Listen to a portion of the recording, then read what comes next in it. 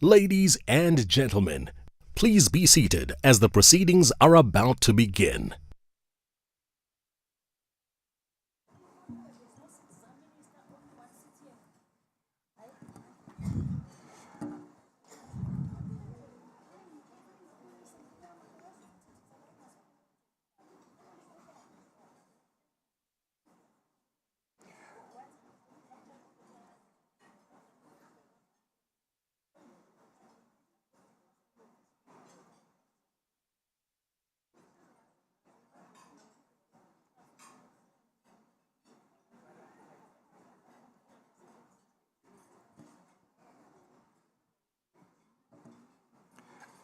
Good evening, ladies and gentlemen. I know you have started with your starters. Please press pause. I'll request you to stand as soon as I'm given the sign that the minister and the deputy minister are getting into the hall. You can eat now, just don't press pause now.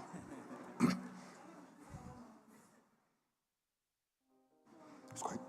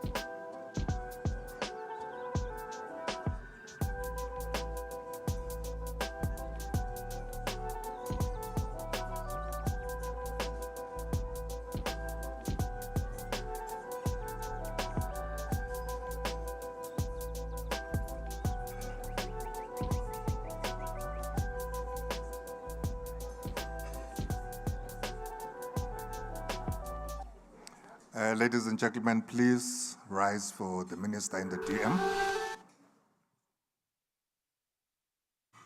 Thank you.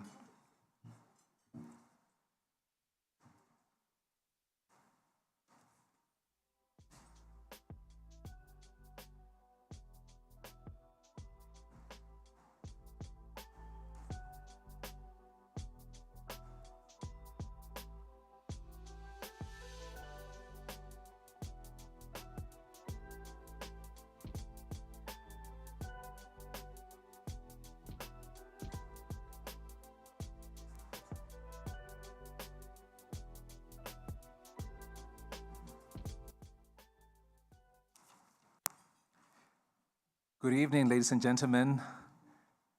You look absolutely amazing. I'm looking at all of you here. You look absolutely amazing.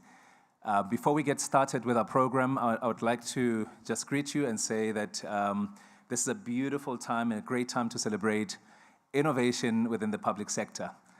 Before we start, we are going to sing our national anthem and then proceed with our program.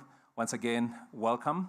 And we are honored to actually have our minister, honorable minister, and also honorable deputy minister joining us this evening.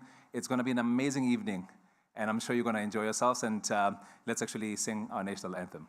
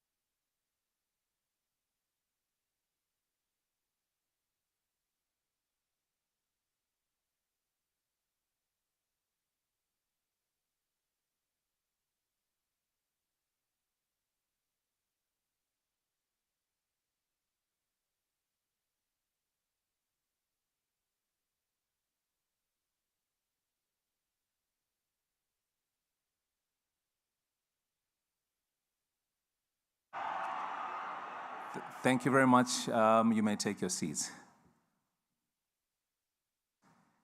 Ladies and gentlemen, this, as I said, is an amazing time to celebrate all things innovation. It's our 20th anniversary, really, of the Public Sector Innovation Awards. Isn't that amazing? 20 years and growing strong. And I must say this is a very important fact. South Africa was one of the first countries in the world to actually introduce the Public Sector Innovation Awards. And the year that the Public Sector Innovation Awards were introduced, the United Nations also introduced similar awards. And we actually have to celebrate our pioneering spirit as South Africa and really leading the charge in this amazing mission of ensuring that we can drive service delivery on the ground. So with that, let's actually give the pioneers of this particular movement, just a round of applause really for having foresight. Fantastic, fantastic, fantastic. I want to take this moment once again to greet once again the minister who is here with us, the deputy minister. We've got a number of amazing dignitaries. I do not want to butcher protocol, and also I want to just say all protocol observed. I understand that we also have delegates that are coming from other parts of the country and also part of the continent as well, who are here to witness what we are doing here on this amazing year where we celebrate the 20th anniversary. Without any waste of time, I would like to invite the Deputy Minister, Honorable Dr. Philani Majake, to join us to help officially open this amazing occasion. Can we give her a round of applause as she comes to the fore?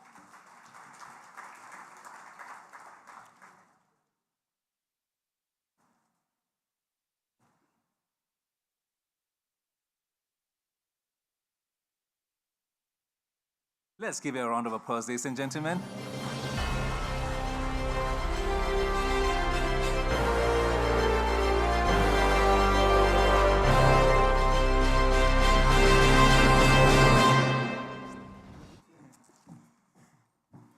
Good evening. Sanbonan, Dumelang, Macheron, Abushane, Huyenant. It's good to be here. You look beautiful in a beautiful occasion. Let me begin by acknowledging Minister Nxesi, who's here with us, to say good evening to you, Minister, to acknowledge the innovators who are here tonight with us, the Acting Executive Director for the Center for Public Service and Innovation, the panel of adjudicators, DG, DDGs, HODs, senior managers who are here with us tonight. I hear that there could be people coming from outside the country, from the sub-region to the entire region of Africa. Let me also just acknowledge your presence here and acknowledge also the presence of the leader of GICulture, Ashraf Gada. I'm told you are here, welcome. And also to just acknowledge the presence of my husband who's with me tonight. I feel safe. Advocate Thibedi Majake. Thank you. Ladies and gentlemen, a warm welcome to you to this special event celebrating the 20th Public Service Innovation Awards organized annually by the Department of Public Service and Administration, Center for Public Service Innovation. The Department of Public Service and Administration, Center for Public Service Innovation, is mandated to develop innovative, sustainable, and responsive models for improved service delivery. The Public Service or Sector Innovation Award ceremony is a culmination of a whole year work on solution-oriented innovation on various challenges in the public service towards improved, effective, and efficient service delivery. In the past 20 years, since 2002, the Center for Public Service and Innovation has been unearthing, showcasing, and recognizing innovation projects and solutions that have improved the various elements of our service delivery landscape. Some of the projects that have been unearthed through this program end up being replicated across public service, where challenges of a similar nature have been identified. The acting director of the Center for Public Service Innovation said to me, open quotes, a very unique and distinctive element of these awards is that it shatters the myth that public servants are not delivering and cannot innovate, I close quotes.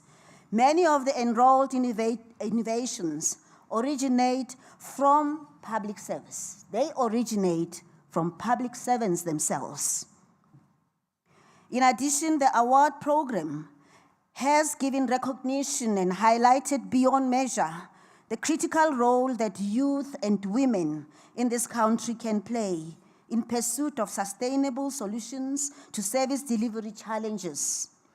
During the past few years, the program has incorporated Trailblazers category, and I'm sure you will hear as the night goes, we have different types of categories, including the most important one, which is the ministerial category, giving public servants an opportunity to harness their passion and expertise in working out solutions while also enjoying mentorship and support from CPSI is what we strive for.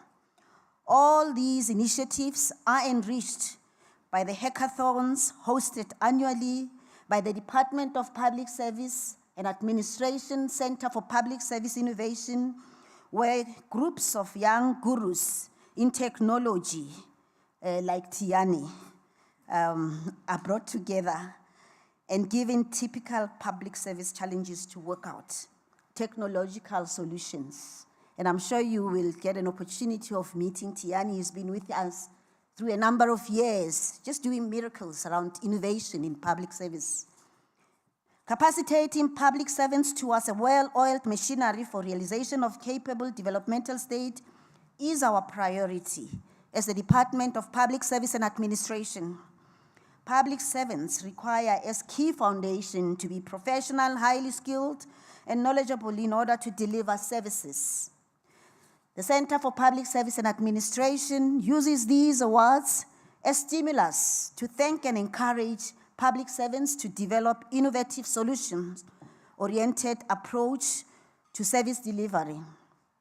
Imagine how South Africa could be like should we reach a stage where this dream could fully be realized, where this whole story about innovation across government could be something that just happens normally. Just imagine how South Africa would be like, where through innovation, services of all government departments are effective and efficient, where there's no longer queues at service delivery points, where we don't run out of medication because of watched orders, where criminal justice system records are kept in a way that makes prosecutions and proper sentencing to be possible, where teacher support produces high scholastic performance. Yes, we can as a nation. This is what we mean when we say South Africa is full of possibilities. This is the nation we are. We say so, understanding who we are, our hopes, our aspirations, fully connected to who we are in terms of the recent past we come from. The past that shaped through resilience, the present we have, the present we must never, ever take for granted. I'm quite certain that all of us gathered here today can vouch for the true catalytic and enabling nature of innovation in improving government performance and productivity. This is applicable both in terms of improvement of service delivery to our people or internal government systems and processes. Many of you who previously attended this event can testify to the learning experiences and how these translated into concrete action, because we come out of this place very energized every time we come together for an event of this nature. Ladies and gentlemen, the 20th Public Sector Innovation Award ceremony is officially opened. Enjoy the evening. I thank you. Thank you very much, Honorable Deputy Minister, for those opening remarks. And indeed, I have met the gentleman you're referring to, Diani from Guyane. He is indeed a miracle worker and a young person to be celebrated within the innovation ecosystem. Ladies and gentlemen, with that said, I think this is an occasion to invite the chairperson of the Public Sector Innovation Awards adjudication panel to come to the fore and just take us through basically the process of selection and what they had to go through. I think they've got the toughest job of being able to select the most innovative solutions within the public sector space. Allow me, ladies and gentlemen, to invite Ms. Ntadi Mutusi, who is the chairperson, to come and join us here on the fore. She will help to introduce basically the process and also other adjudicators that are part of this exciting initiative. Ms. Mutusi, let's give a round of applause, ladies and gentlemen.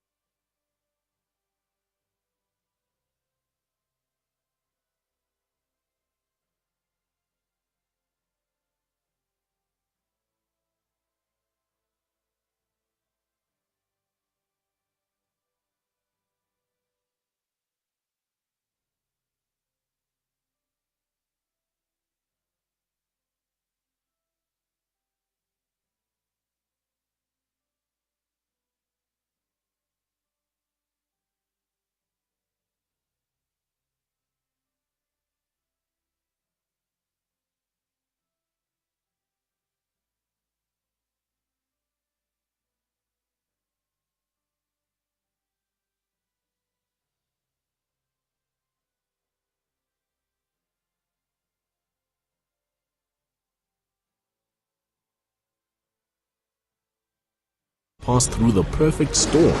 Just as in life, we sometimes must go through tough times to find true fulfillment. And in the perfect equilibrium and balance of nature, it takes both sunshine and rain to make a rainbow. This wonderful creation is a promise that the sun will shine on us again. We all remember the late Charlie Chaplin, who said, "You will never find a rainbow if you are looking down." This is the perfect metaphor to always keep your head up, to stay inspired, motivated, and creative. These are the true building blocks for unlocking innovation. When we keep our heads up and look towards the rainbow, we change, we evolve, and we grow. We get better at what we do. We imagine new ideas and become more innovative. When we truly notice the rainbow, we can inspire others to look up and focus on that rainbow of innovation. And when we embrace service above self, we create our own legacy to the world and its greater good. For the pot of gold awaits those who have made it through the storm to the edge of the rainbow of innovation. Tonight, we celebrate those exceptional individuals that made the journey through the rain to the edge of the rainbow in recognition or innovation. Your pot of gold awaits. CPSI, unlocking innovation.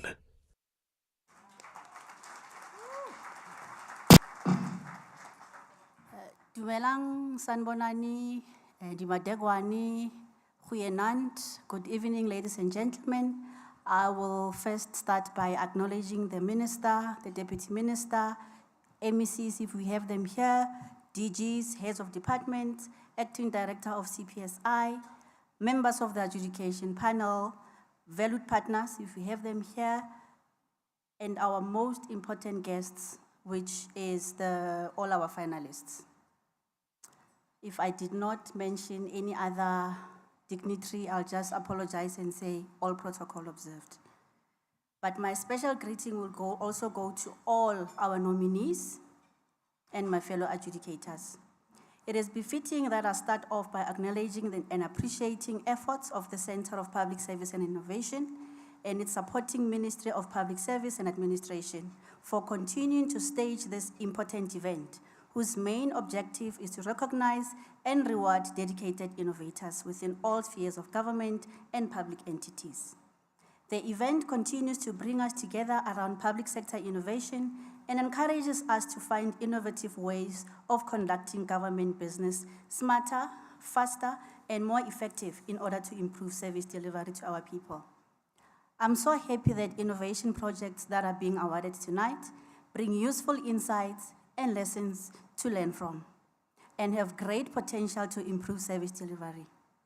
After receiving the CPSI award, my biggest wish is to have all winners replicate those innovation projects in their respective vicinities and across provinces nationwide. As we are now in the knowledge economy space, access to best innovation practices is critical. As such, somewhere in the country, someone in a village or city will find value in many of these innovation projects and may extract that value for the benefit of all citizens. We therefore have a huge task before us to help mainstream innovation in the public and private sector to enable our country to adequately deliver quality and reliable services to our rural and other vulnerable communities. We need to push all the boundaries and challenge ourselves beyond limit in developing and finding truly efficient, relevant, and useful innovative solutions for all people across our diverse Rainbow Nation. We are so lucky to have the CPSI and the Ministry of Public Service and Administration that continues to push those boundaries in pursuit of relevant public sector innovation for the country. I've been an adjudicator of the CPSI award for over 10 years and always get goosebumps each time when we receive submissions of innovative projects.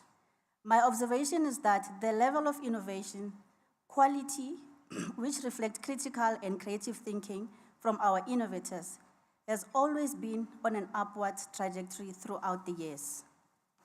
Therefore, the exceptional high innovation quality in this year's submission made it extremely difficult for adjudicators to select outright winners. This implies that innovators that did not make it, either as a nominee or a winner, may not be labeled as not doing good. To all nominees and winners, please keep up the good work. The same goes to those that were not nominated or could not win. It is my wish that creative work done by our innovators will ultimately permeate throughout the entire government at national, provincial, and local levels, resulting in a high standard of service delivery and a public service that makes all South Africans proud. As such, I encourage our innovators to continue to create more innovations that talk to socio-economic and environmental challenges facing our people. Public servants, too, are to be industrious and innovative if we are to adequately alleviate the said challenge. Just to leave with a quote, innovation is seeing what everybody has seen and thinking what nobody has thought. I wish to conclude my speech by saying to all the nominees, winners, good luck. I thank you.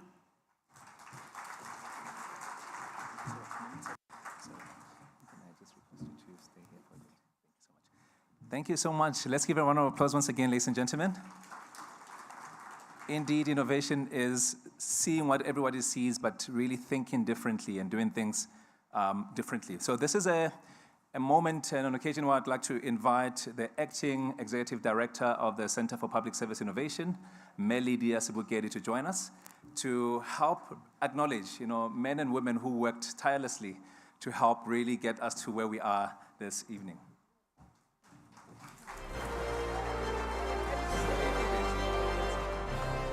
Thank you, Lucky. Mine is a very short task. I would like to acknowledge the Minister and the Deputy Minister, and to be safe, all protocol observed, so that I shouldn't exclude anyone. I would like to call upon the adjudicators. Minister and Deputy Minister, we are not paying them anything. They are doing this pro bono. So we just have a small token of appreciation towards them for continuing to serve us without asking for a consultant fee. They do it pro bono, and we are very appreciative of their inputs. I'll ask the adjudicators to come on stage to come and receive a token of appreciation from us. Thank you.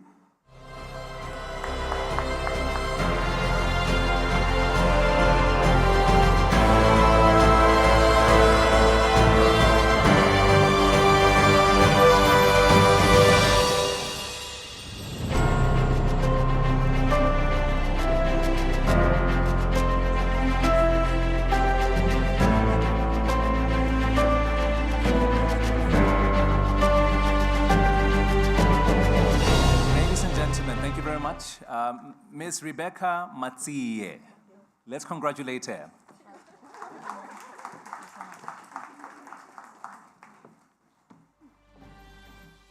Next up we have, are you ready? Get to meet them, ladies and gentlemen, because these are incredible men and women, leaders of industry who are giving their time to help drive innovation within the space. Ms. Ntadi Mutusi, you heard from her earlier. Let's celebrate her. Thank you so much for the work that you're doing for the public sector. And we have Dr. Tiambi Nchilibi. Doctor, I hope I'm pronouncing your name properly, eh? Nchilibi, okay. Thank you so much, Doctor. And then we have Dr. Retabile Melamu.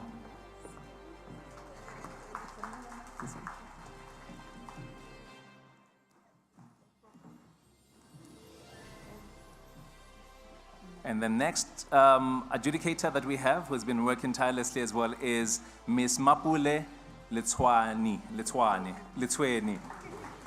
Yeah, no, forgive me, ladies and gentlemen. Letsweni. Thank you so much to our adjudicators. Let's give them a round of applause once again for the beautiful work that they've been doing in this space. Fantastic, and thank you so much also to Ms. Mutusi for that opening speech that they gave us just to introduce the work that they've been doing. And I understand that this initiative runs all year round, so to identify the most innovative solutions within the public sector, it is not an easy task. It takes basically going around the country, to identify the most amazing solutions that we have. So with that said, ladies and gentlemen, I'd like to take this moment to invite the auditor. When we deal with innovation and so forth, and especially the awards, we need to understand the auditing process, who are the auditors. So allow me to invite Ms. Charity Bushumani to come. She's actually representing a company called CS Bushumani Accountants, who are the auditors of this particular engagement. Let me invite her to come to the fore just to explain to us the process and how it has been basically working on these awards. Let's give a round of applause, ladies and gentlemen.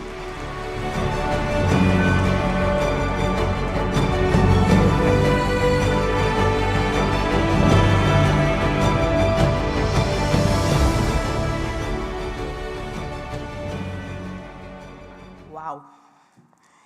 Good evening, ladies and gentlemen. Thank you, Program Director. Wow, this is not easy. The 20th time, it's still like first time.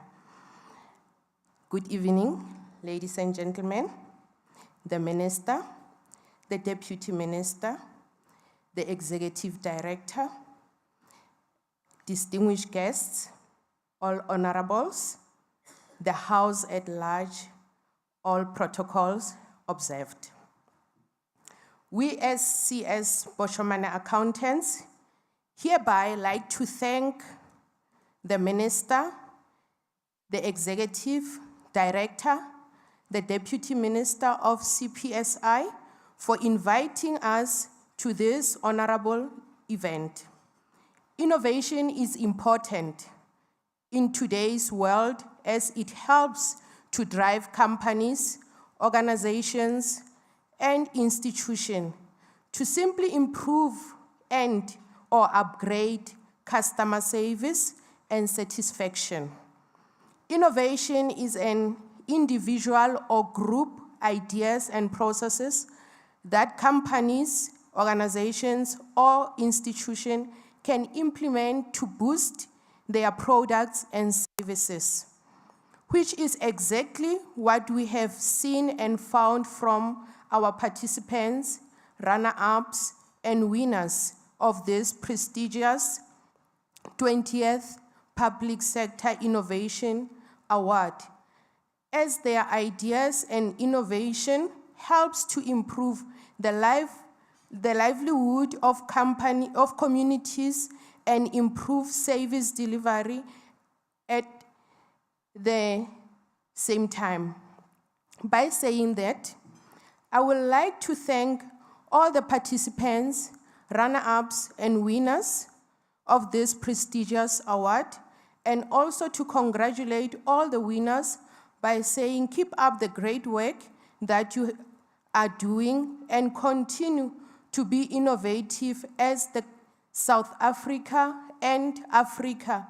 We need you at large, and all people in the world, they need you as innovators. May God bless all participants, runner-ups, and winners of this prestigious award, and give you more strength, ideas, and skills. SCS Boshamane accountants have reviewed the award process, adjudication process, and results. We therefore declare them correct and fair in all manner. CS Boshamane accountants like to thank the CPSI director and formidable team of CPSI for giving us an opportunity to review this prestigious 20th Public Sector Innovation Awards at no cost as part of our company's social responsibility.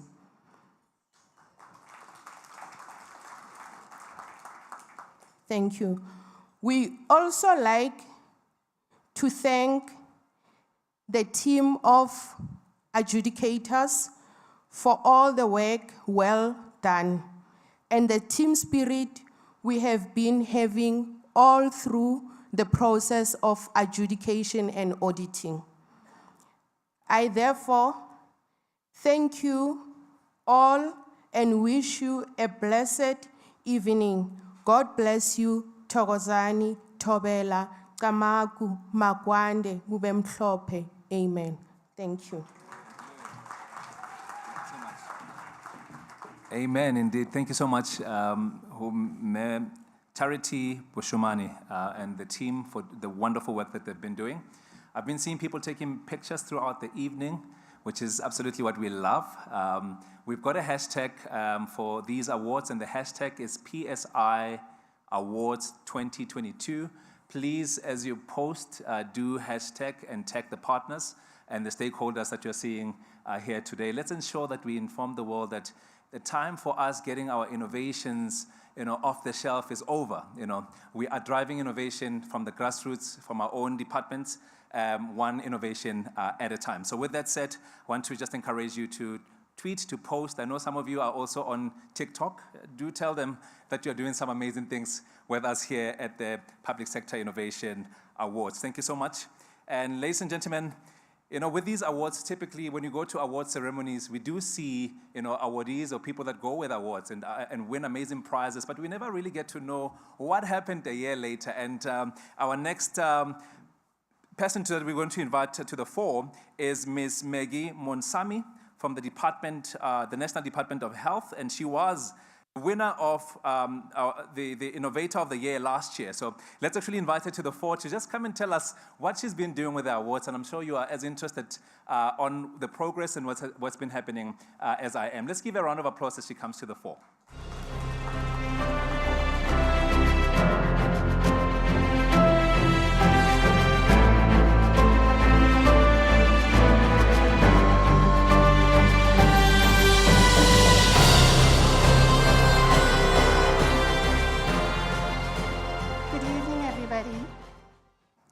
Minister, Deputy Minister, all protocols observed.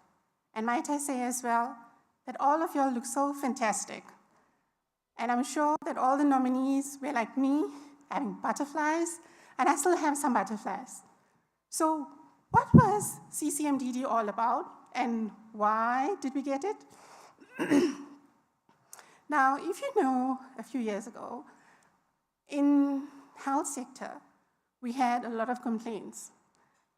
Patients went to facilities, there was no medicines, patients waited in long lines, and they had to come back because there was no medicines. And of course, the facilities were bursting at its seams.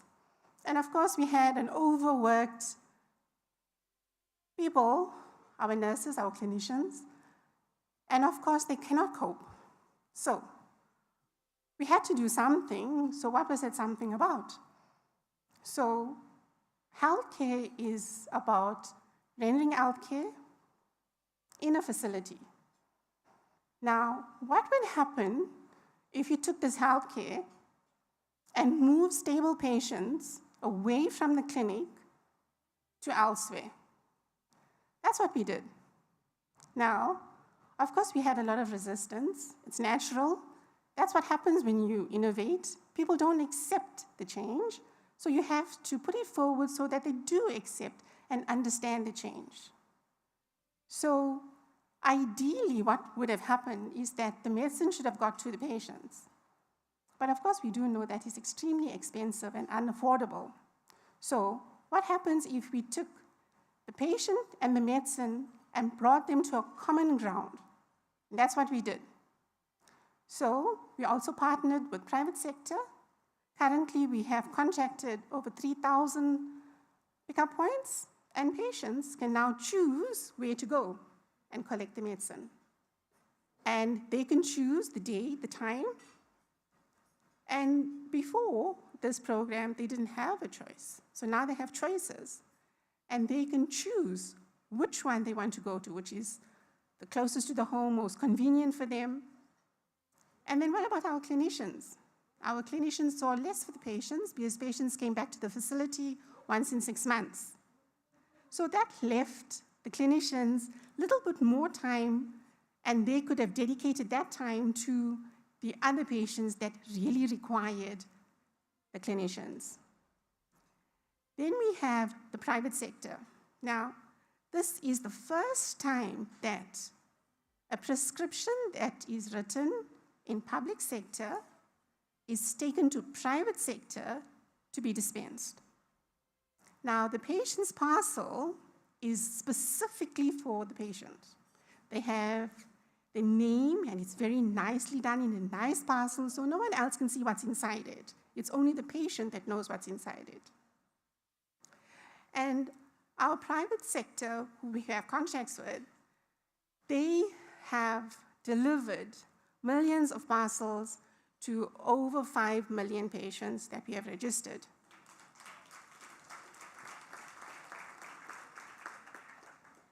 We have over 3,000 external pickup points, which includes your corporate pharmacies, independent pharmacies, doctors, and also we have within the innovation, other innovation, like the smart locker. So if you had a cell phone and you chose the smart locker, and in a month's time or 2 months' time, you will receive a PIN and a message indicating, please go collect your medicine. So the patient will go and then punch in the number, and then the little box will open and the patient will take that parcel. So that is something that is not manned, and it is a standalone, and patients know how to use it. And of course, we have thousands of those as well.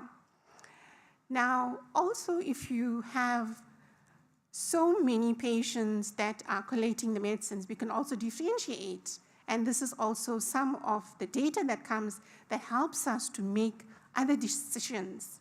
So we know that more than 1.66 million patients are collecting their parcels from the 3,000 somewhat pickup points. So that is more than 60% of the patients are collecting at a private sector pickup point. Now that is public-private partnerships.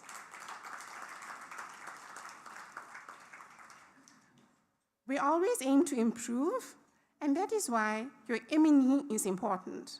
Now, initially when we started, it took us almost 2 years to actually develop that framework, and not all the provinces agreed. Currently, CCMDD is in 8 provinces. So now what we have done is we have made your M&E more interactive, meaning that in a quarter, if once we analyzed all the data and then we saw there were certain issues, with the next 2 and the next quarter, we ensured that those data were collected so that we could ensure that going forward, some of those issues don't creep up again. Now that is CCMDD in a nutshell. Now CCMDD has many building blocks, and also it is an end product. So CCMDD cuts across at the National Department of Health through many sections, at a provincial level, district level, facility level. And our civil society plays a huge role in patients' lives. And then we have our partners from PEPFAR that help support the program. We have our funders, and thanks to Global Fund that gave us the seed money, and National Treasury that supports us, as well as PEPFAR as well. And of course, the winnings from what we got. So we put that into good use for hospital level. Now, CCMDD was always at primary healthcare level. So now we're moving into hospital level. Imagine what benefits those patients are going to see. So I also want to thank CPSI for giving me this opportunity. And from this, it's been hectic. It is one committee, or there's collaborations, cross-country, and things, because we've also piloted at the ARVs, which is a 90-day pack, and that was so successful, so now we're rolling it out. And of course, we're also benchmarking, or other countries are benchmarking against us on what we are doing. And so all of this information we gather and we innovate a little bit more. So all the innovators here today that is nominated, that your innovation doesn't stop. You carry on and you move forward and you make whatever you have better.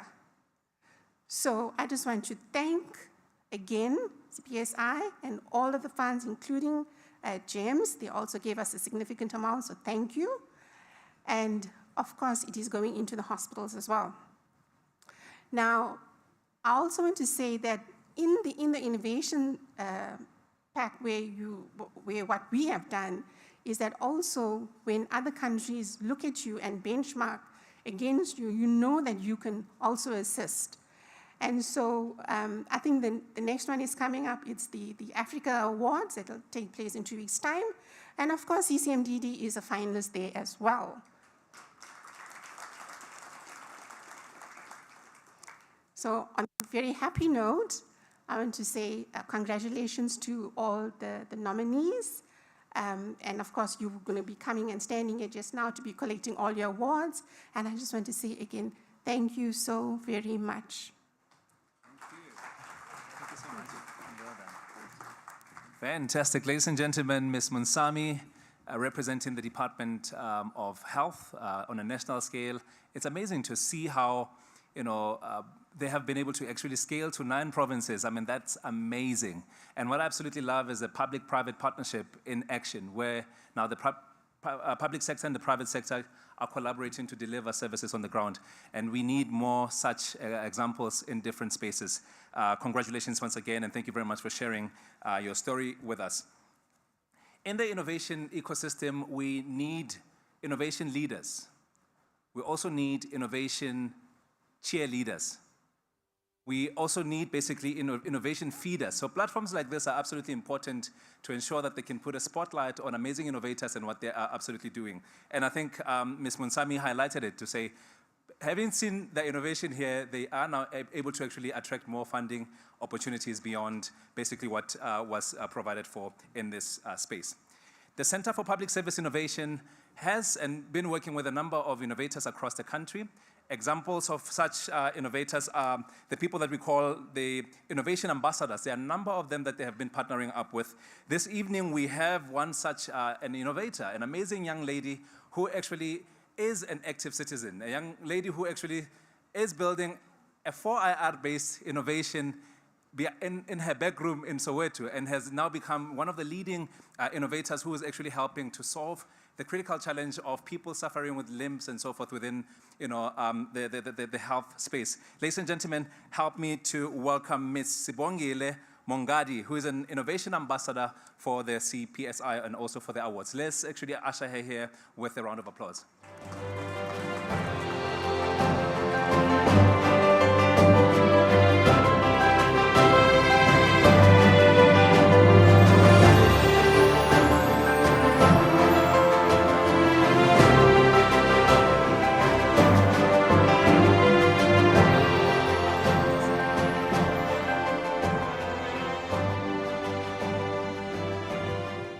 Greetings all. I would like to acknowledge our Honorable Minister, Deputy Minister, and our CPSI CEO and executives, and our honorable finalists, and our honorable guests, and all protocol observers.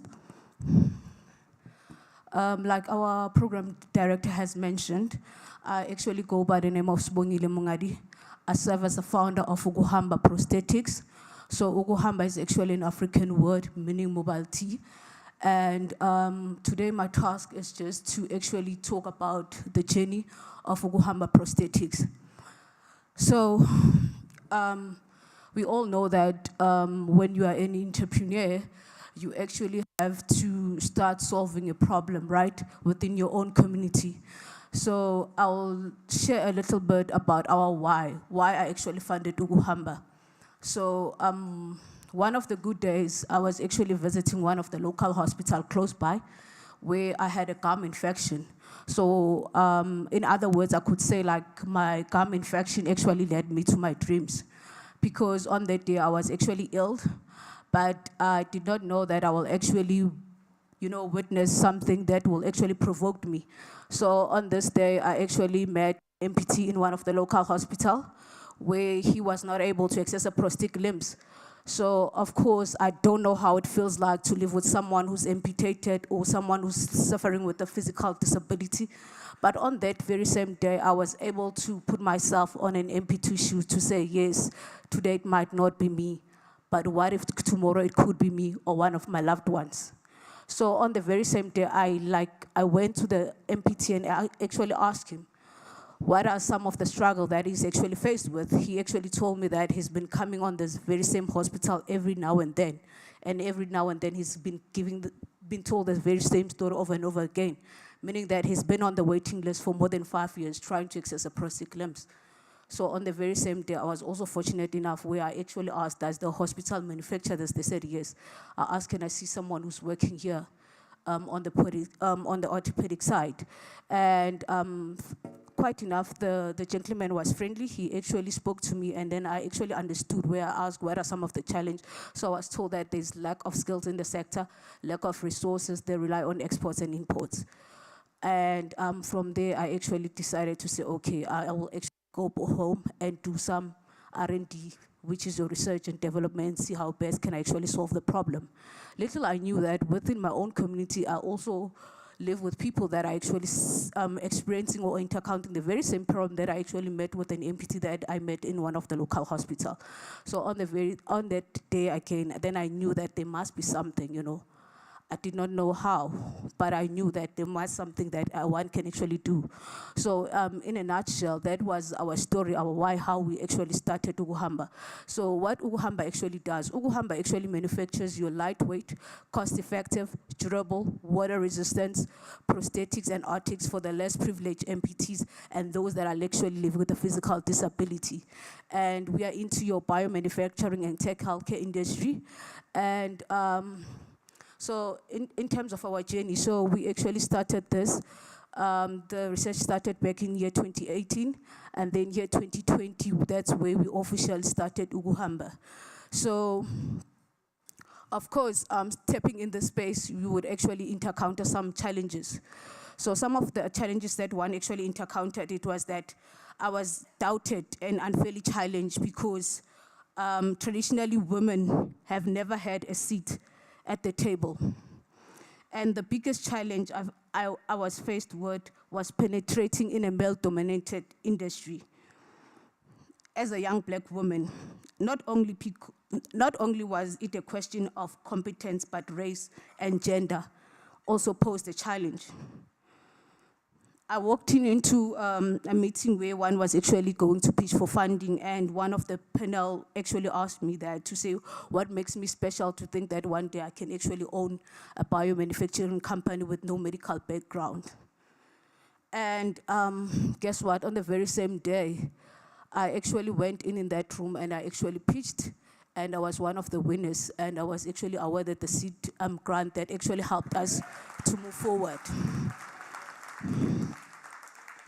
So those are some of the challenges that we actually encountered. But apart from the challenges that we also encountered, some of the success stories that we actually had is that Ukuhamba actually started from my late parents' back room in Soweto. And from there, it started by me being a single founder. But like now, looking now, we're actually working with young individuals because we are female, 100% youth women-owned business. And also the other things that we are also surrounded by a board of advisories, more than 8 years experience in the space, in your manufacturing, tech, and all that. And apart from that as well, is that what we also managed to actually achieve is that we've been also awarded a global digital leader in innovation, and also one of the top 100 companies in the continental when it comes to technology and innovation. And not just that as well, but again, I'm also recognized as one of the top 100 most influential South African in South Africa as well.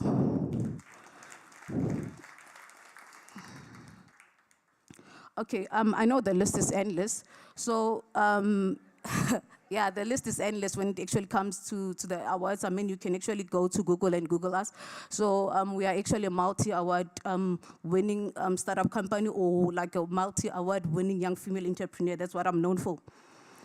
And also some of our mission as well as Ukuhamba, because after all, we actually have plans as well as a business, is that apart from all the challenges that one has actually encountered, but to be honest, my journey of my entrepreneurial journey has never been boring, in a sense that I've achieved so much within a period of 2 years. You can swear that I've been in the space for more than 20 years. And as also, as Ukuhamba Prosthetics, we also have future plans and inspirations, which is that as Ukuhamba Prosthetics and Orthotics, we will continue to work hard in pursuing our mission to provide customized prosthetics, because we also understood that those that exist in the market, they actually do one size fit all. And what sets us apart is that we go to the users so that we try to understand their needs so that we can cater according to their needs. Meaning that when they actually wear these prosthetics or orthics, they are actually able to overcome disability in a psychological level. Because also some amputees might have prosthetics, but it tends to be boring and also it's heavy for them to carry. So that's how we actually try to do this customized so that they actually can display this proudly and they can wear it like a tattoo, even match their attire. And also, we are also producing a water resistant and also cost-effective and high-quality prosthetics and orthics in the shortest possible time, meaning that users don't have to wait till 5 years to try to access a prosthetic limbs, but with us, we are able to determine that in a day to say that if you need this prosthetics, we can tell you that you can receive this within 16 hours or 8 hours or so. Also, going forward is that our way is to actually demonstrate the improvement of quality of life, functionality, and contribution of those living with physical disability in the economy of the country, because we also understand that limited access to mobility, it actually reduced economic, it actually limits people to take part in education, whether in employment, because when our people don't have access to mobility, they can't go to school, they can't access employment, and we expect the very same people to actually be able to afford a prosthetic limbs, but however, we are not able to actually meet them halfway. So with that being said, we know that currently in South Africa, we're sitting with more than 3 million amputees, and only 30.5 amputees have access to prosthetic care. As Ukuhamba, our mission is to at least improve 70% access to mobility. Thank you all. And thank you CPCI for the platform and opportunity. Thank you. Let's give a round of applause, ladies and gentlemen. This is history in the making, celebration of path makers. Literally, I think as I listened to this young lady, I realized that we definitely do have talent. South Africa and Africa has talent, and this will one day become a unicorn. It will be a company that will be in the $1 billion mark. Let's give a round of applause once again. Thank you once again to all our speakers. We go into one exciting segment as well. We have a jam-packed program, as I indicated. Just celebrating innovators, celebrating path makers, celebrating future makers, because we are creating futures, new future scenarios, working together, collaborating across the board. And the CPSI has been working quite, with a number of stakeholders within the entrepreneurship innovation ecosystem, and in particular with young people. And in particular here we talk about the partnership with Geek Culture. So this segment actually is what we call the top 15 young geeks. It's an order of announcements that we celebrate young people who are in this amazing space. The South African geek culture is youthful, imaginative, and future-proof. And this is evident through the rapid innovation development platforms such as hackathons, datathons, mapathons, and all digital and tech and enlightenment and excitement activities. This special award segment by the youth partner of the Center for Public Service Innovation, Geek Culture, seeks to recognize and celebrate the next captains of industries, and indeed our public sector leaders of tomorrow. It is the special awards of the top 15 young geeks in South Africa as named during the Youth Month. So we had an amazing time during Youth Month, and I got the chance to actually witness amazing things happening there, seeing the president actually coming and attending one of the activities that were done by the Center for Public Service Innovation and partners in Mthatha in the Eastern Cape. It was absolutely amazing. So to help us with this particular segment, I'd like to invite Mr. Ashraf Gada. You know him as one of our noted basically journalists and leaders in the media space, to really help us to celebrate the young geeks in the space. Mr. Ashraf Gada, let's invite him to the fore, ladies and gentlemen.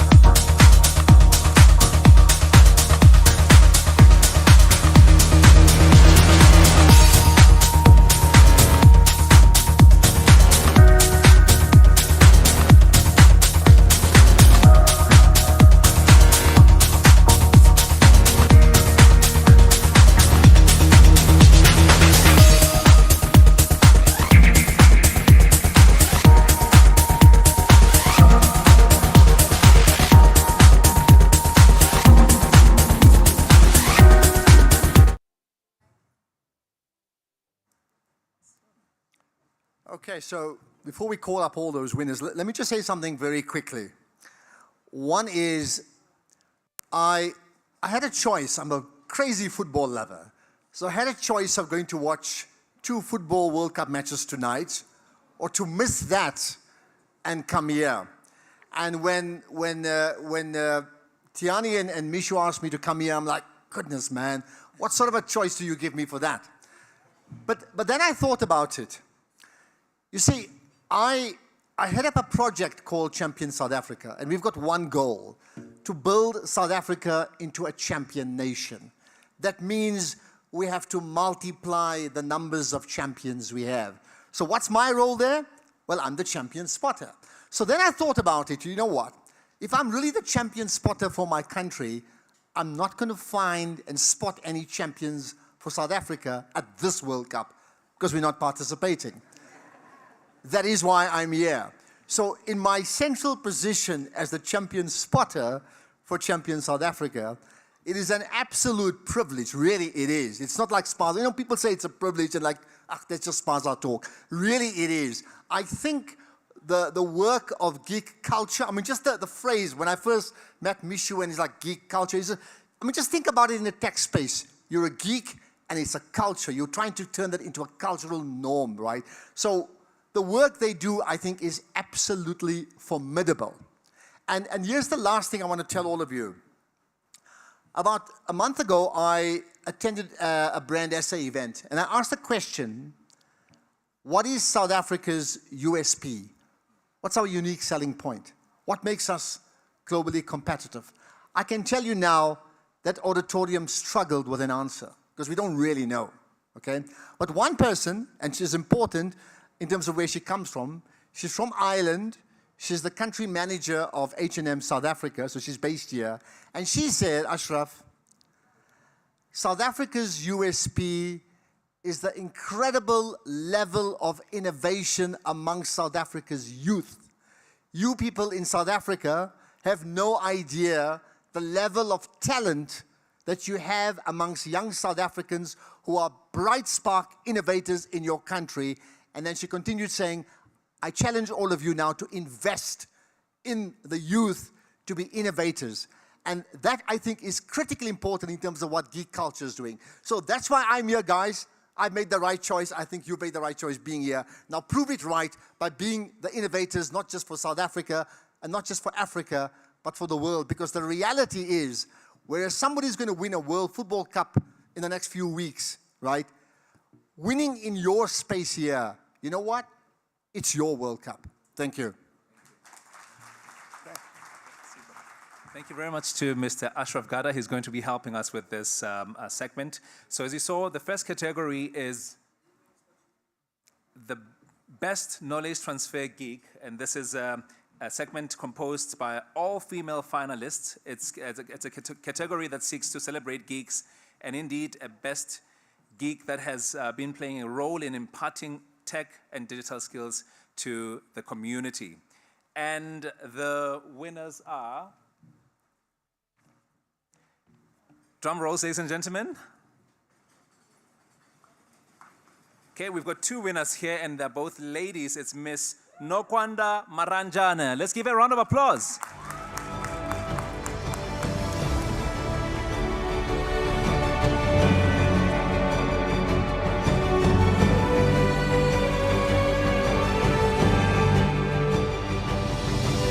Fantastic. Round of applause, ladies and gentlemen.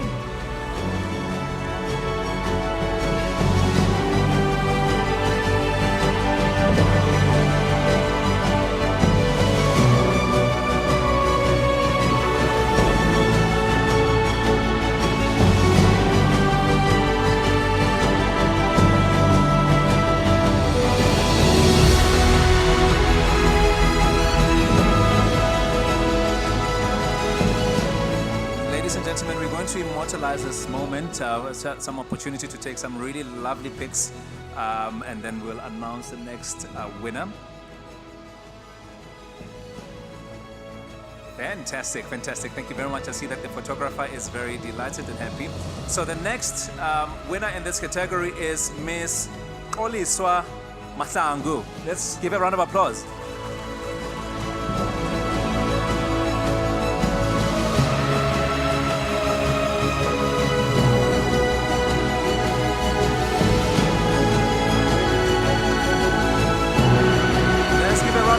applause, ladies and gentlemen.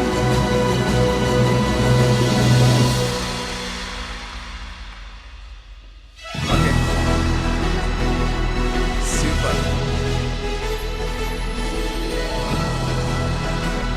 Fantastic. So I see that Toliswa is not here, but Tseho will take the award on behalf of Toliswa.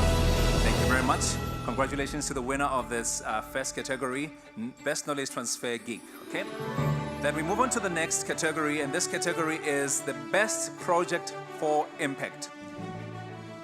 Whether built from the hackathon or from the home during spare time or from the lab, projects that make an impact deserve to be elevated, and thus this category seeks to put a spotlight on projects that make a dent in the tech ecosystem or society at large.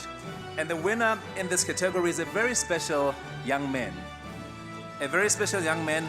He is still in high school, ladies and gentlemen. Let's give him a round of applause.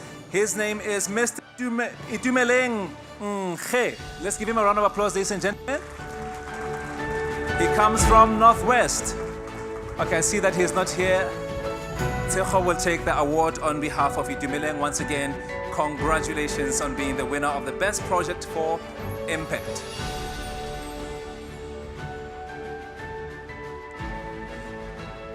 The next category is the Ultimate Geek Star. This is an overall category that culminates in a breed of South Africa's top 15 young geeks for the year 2022.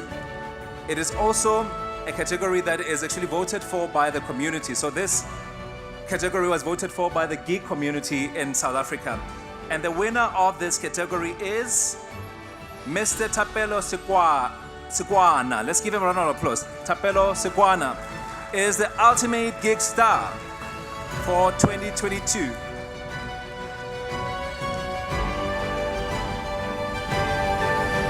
Let's give him a round of applause.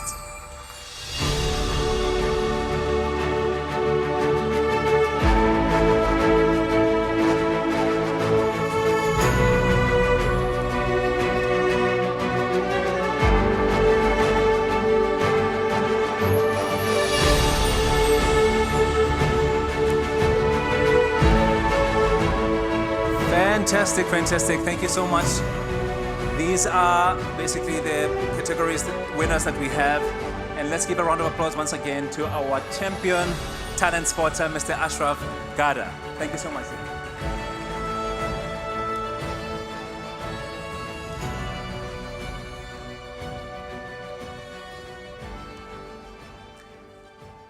Fantastic. Reminder once again of our hashtag public sector. We said PSI Awards 2022. Do hashtag and celebrate the amazing winners that we have.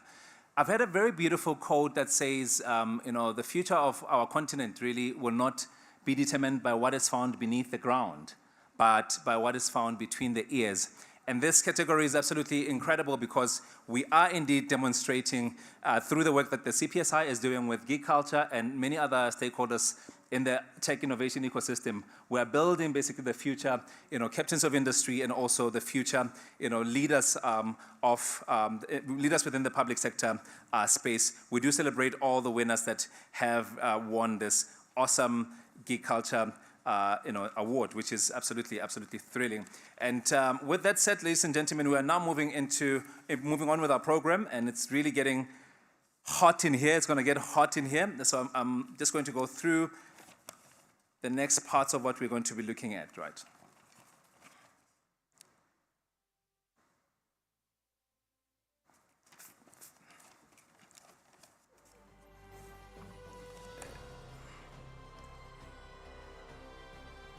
Fantastic, fantastic, fantastic.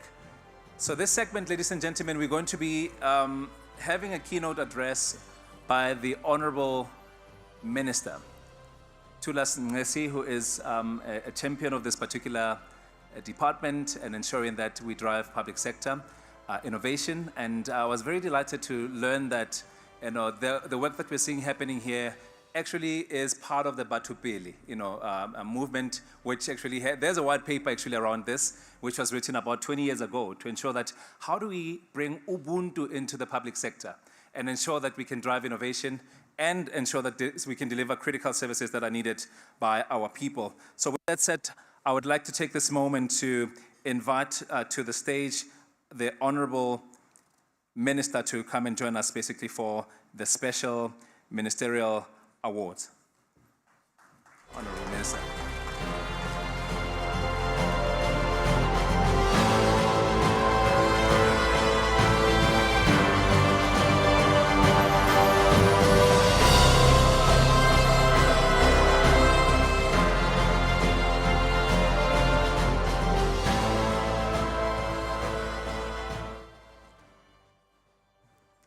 Thank you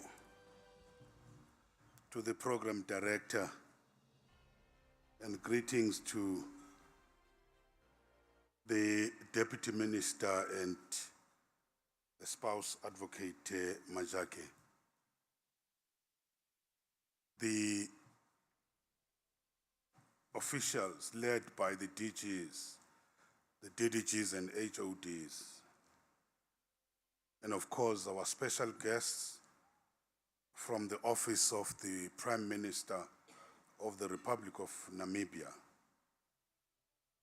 and the Acting Executive Director of the CPSI, the Center for Public Service Innovation, Ms. Bugatti, the panel adjudicators for this awards program, the innovators, of course, the senior managers and all the public employees from the three spheres of government, the staff of the Center for Public Service Innovation, and all the honorable guests, ladies and gentlemen, we will lock horns in another forum, Ashraf, not here. You know your forum, where you quiz us to make us accountable. And good evening and warm welcome to all of you to this momentous occasion of the 20th Annual CPSI Public Service Innovations Awards. By the way, I'm not the minister, I'm acting as a minister. So the president can appoint somebody anytime. So, in my language, dilibambela, which means when you're acting, you can't be bold on a number of issues. You are always apologetic of what you're doing. I know that some, when they are seeing me, they are seeing 3%. But 3% goes with the cash allowance. So the cash allowance is not sweets. Honorable guests, tonight we celebrate the innovation, especially demonstrated by none other than our very own public officials from across the three spheres of government. Join me in welcoming all the celebrants tonight, all of those who responded to this passionate call for entries that the CPSI made earlier in the year in each of the provinces, and of course, all the finalists present here who have made it to the final stage of the program and who would hopefully be receiving the awards this evening. All the best to everyone. It's your compassion and empathy for the plight of our people, for your willingness and steadfast determination to turn their fortunes around for the better. And of course, your commendable curiosity and passion for innovation that motivated you to respond accordingly. Instead of allowing yourselves to conform to the set traditional bureaucrats or bureaucratic ways of doing things, and driven by your fiery passion, you bravely chose to pursue innovative, new and better ways of doing things in the public sector. Many of you have faced backlash, passive resistance, and even relentless assault from those who are totally adverse to change, those who steadfastly hold on the old and archaic ways of doing things, even if they no longer work. By so doing, you have demonstrated beyond any doubt the wealth and the depth of innovation and creativity amongst some of our public servants and the young people. You have distinguished yourselves as true public servants of the future, who carry with them the hopes and aspirations of our people and are willing and prepared to fulfill them against all odds. As a result, we truly take our hats off to all of you.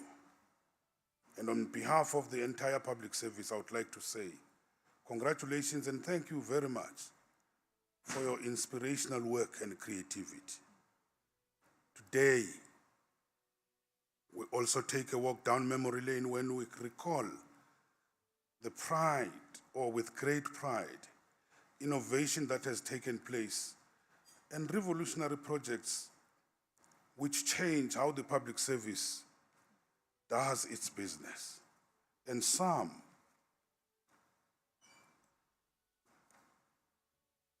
of the projects rewarded and replicated through the program or this program have over the years touched people's lives in the way not imagined at times. I mean, if you listen to what Sibongile was saying,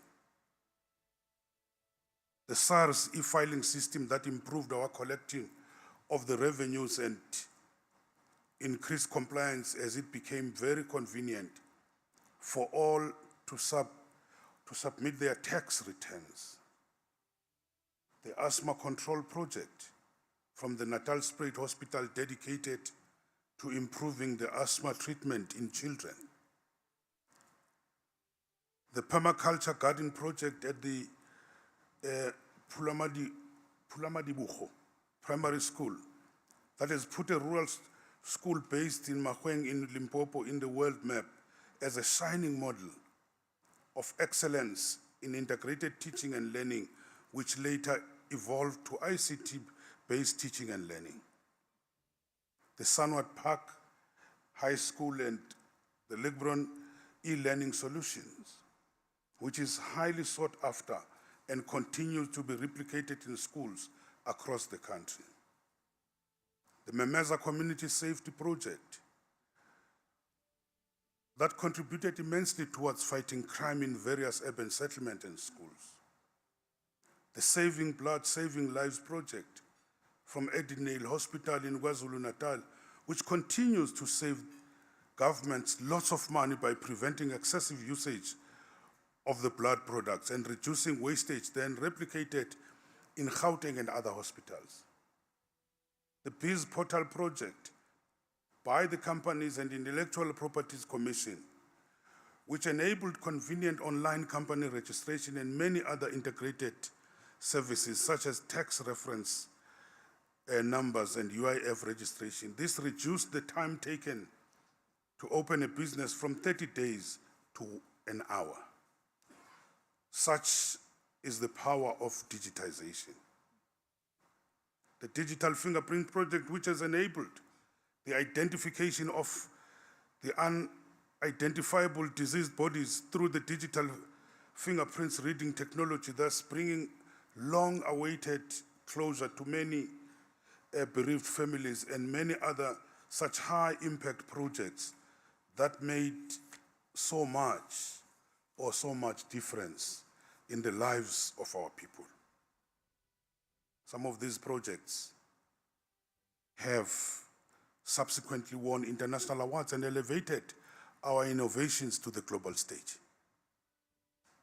Like Ashraf has just said, these awards should challenge us more as public servants to commit ourselves not to accept mediocrity in the way we work, but to always look for fit-for-purpose innovations to help our people to access government services anytime and anywhere with speed. Let me be critical here.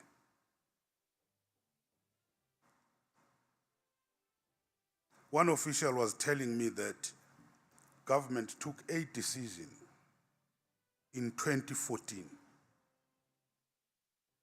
to digitize critical services in government. It's now 2022. Nothing has been done in those services. What's the reason? It's resistance to change.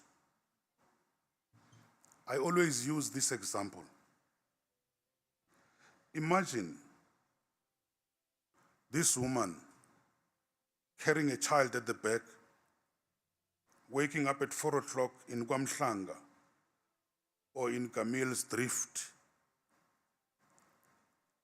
going into a bus at 5 o'clock to come and queue in Home Affairs in Pretoria. She arrives there at 6 o'clock. There's already a queue. If she's lucky, she will be able to get into that door after 12 or at about 1 o'clock. Or maybe even before that, when she's the third person to get in, an official comes and says, our systems are down, sorry guys, go back. You find that this person has borrowed this money even to come to that office. Same with the UIF in the department where I am. Same with the compensation fund. How much would we have achieved if we had digitized the services? And why at this stage we're not yet there? Why some of these services are not made to be available throughout 7 days a week? If a worker wants to go and to the Home Affairs or even to the UIF, that worker has to take leave from work because that service is not available on Saturday and Sunday. But I think it also speaks to the work ethic. It speaks to professionalism.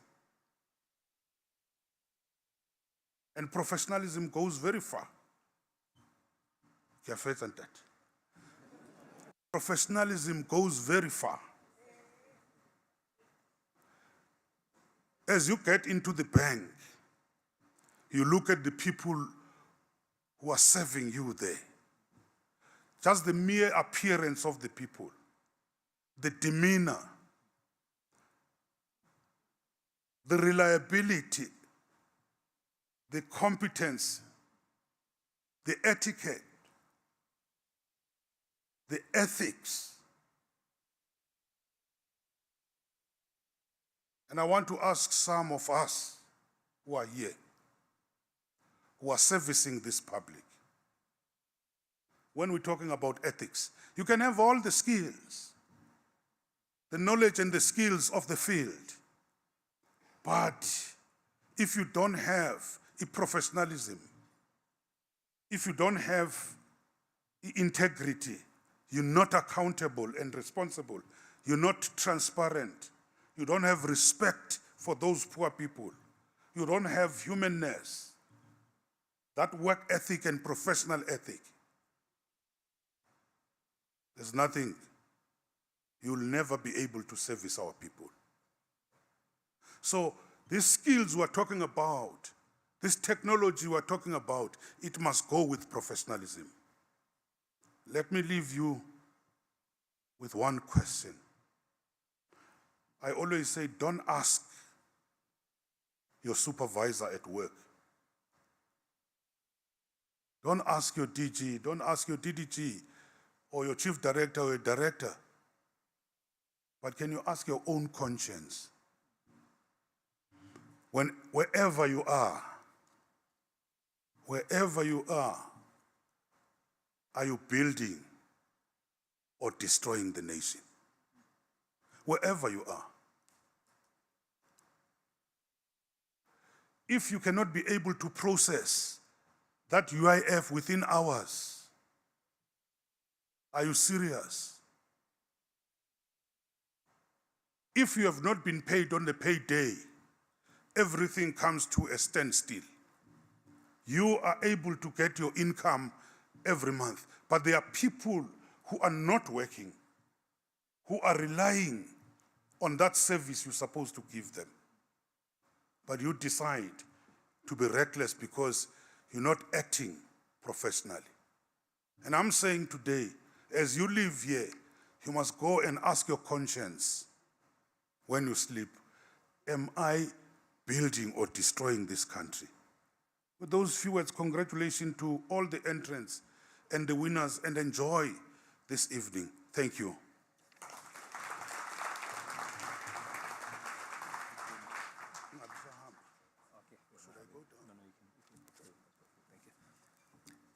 Once again, thank you so much to the Honorable Minister. Minister will take us through the special ministerial awards, and these awards will be given to 2 winners. And I'm going to just invite the team to help us, just to give us an envelope that will inform us who the winners are.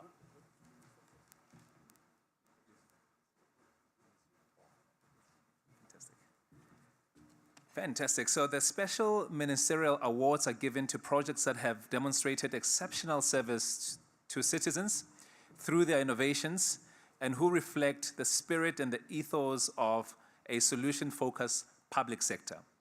This year, the recipients of this special ministerial awards are as follows, in no particular order.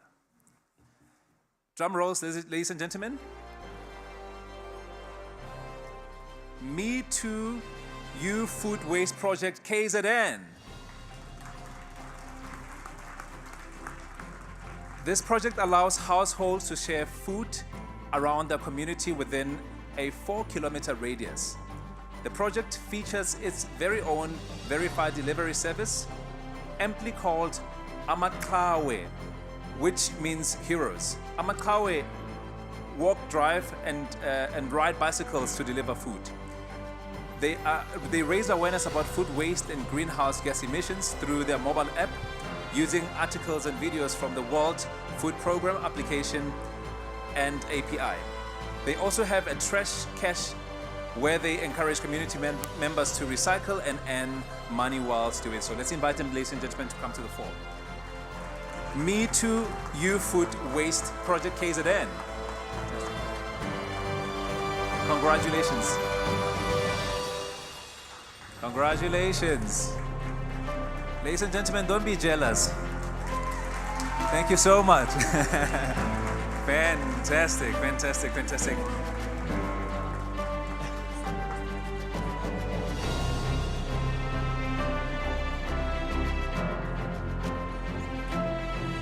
Congratulations, thank you so much.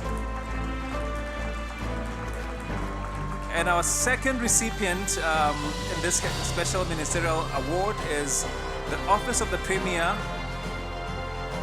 E-Innovation Branch, Western Cape. Let's give them a round of applause. The Office of the Premier, E-Innovation Branch, the Western Cape. Please come to the fore. Fantastic, fantastic.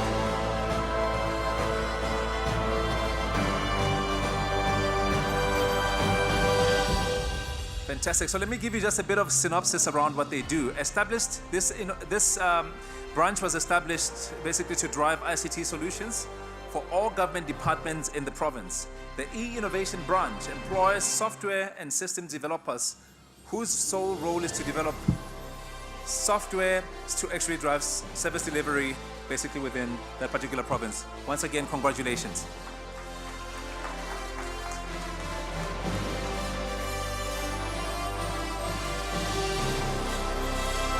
Thank you so much. Ladies and gentlemen, those are the 2 category winners that we have. Let's thank the Honorable Minister for helping us with this segment. Thank you so much, Minister. So playwright Anna Jeska once said that do not go where the road may lead, but go instead where there is no path and leave a trail. So the next segment is what we call the Innovation Trail Blazers Award. And to help us with this particular award, let me invite again on the stage the Honorable Deputy Minister to please come and join us to help us with this award. Thank you. Let's give a round of applause, ladies and gentlemen. Thank you.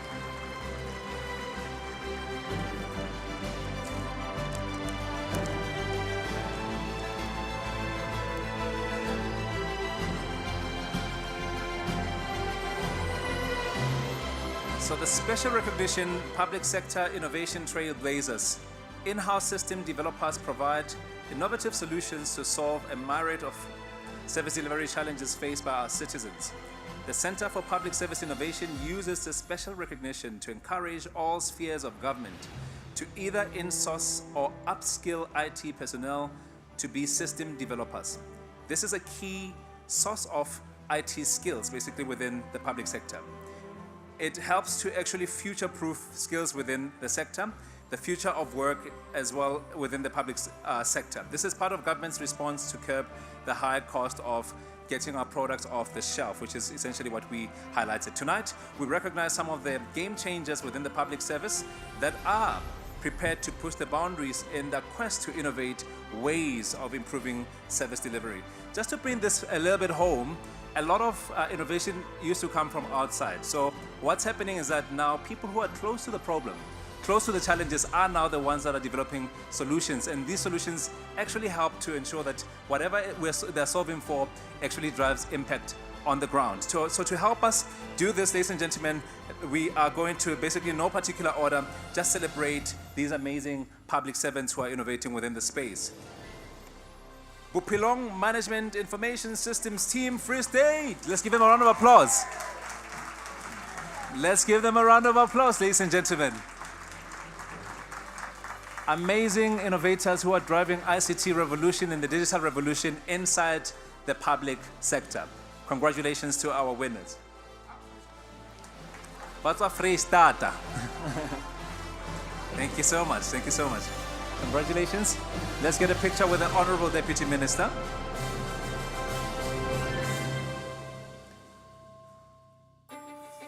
Fantastic. We are immortalizing this moment, ladies and gentlemen. Congratulations to the winners.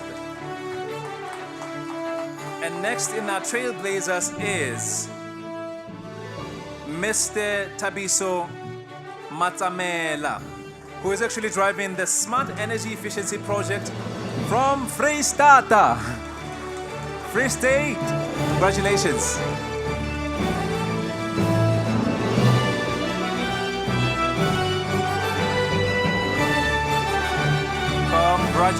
Congratulations to Mr. Tabiso Matsamela from Free State. And next up we have Miss Zamasa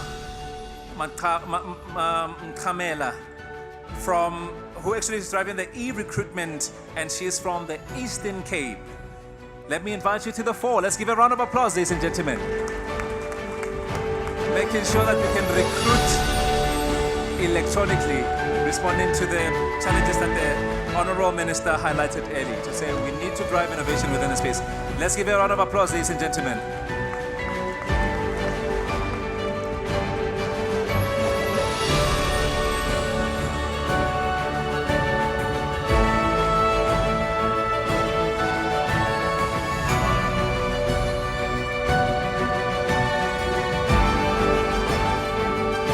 Fantastic. Once again, congratulations. So next up in this, we have Mr. Tsepo Mukadi, and the project is Global Green and Health Hospitals from the Free State. Free State seems to be taking it, ladies and gentlemen. The Free State is taking it. Congratulations to the Free State and colleagues who have actually won this amazing category. To all the category winners, let's once again give them a round of applause. I'm sensing jealousy in this room, ladies and gentlemen. There's a sense of jealousy in this room. Please help me celebrate these amazing men and women who are doing incredible things. And with that said, Honorable Minister, Deputy Minister, thank you so much. We've got one last person I see. Okay, let me see. Fantastic, okay. Okay, yes, okay. So I see that we've got another person who is actually driving this initiative of e-recruitment and also from the Eastern Cape province. And that is Ms. Zandile Potewa. Ms. Zandile Potewa, congratulations on being a winner in this particular category. Congrats to you.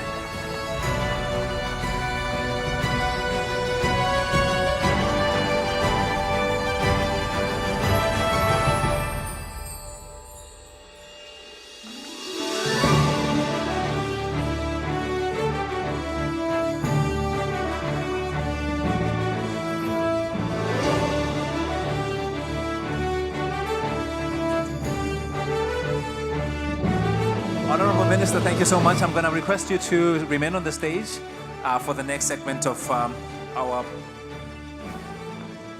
awards. Okay.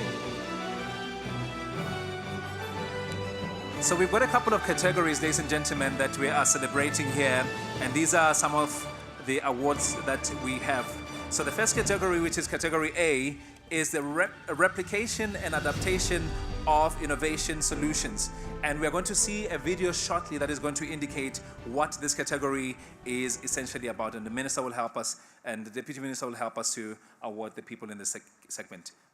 Enjoy.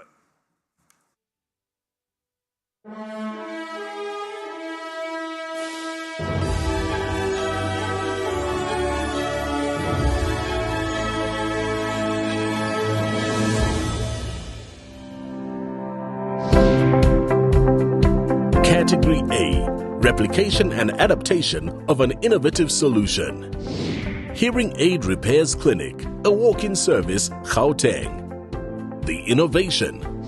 The Chris Hani Baragwanath Academic Hospital is currently one of the few hospitals that recognize the need to implement a walk-in service for patients with hearing device challenges. At the beginning of the COVID-19 pandemic, the South African government implemented regulated lockdown periods, leading to limited access to services. This ignited the hospital audiologists to start thinking out of the box and start creating systems that would benefit patients and allow them to still access essential services. Some of the innovative ideas telehealth implemented during this time was video and remote monitoring to aid patients in resolving minor faults with their devices. Another process that stood out was a stock control system for hearing aids that was successfully implemented as the result of a newly developed spreadsheet system.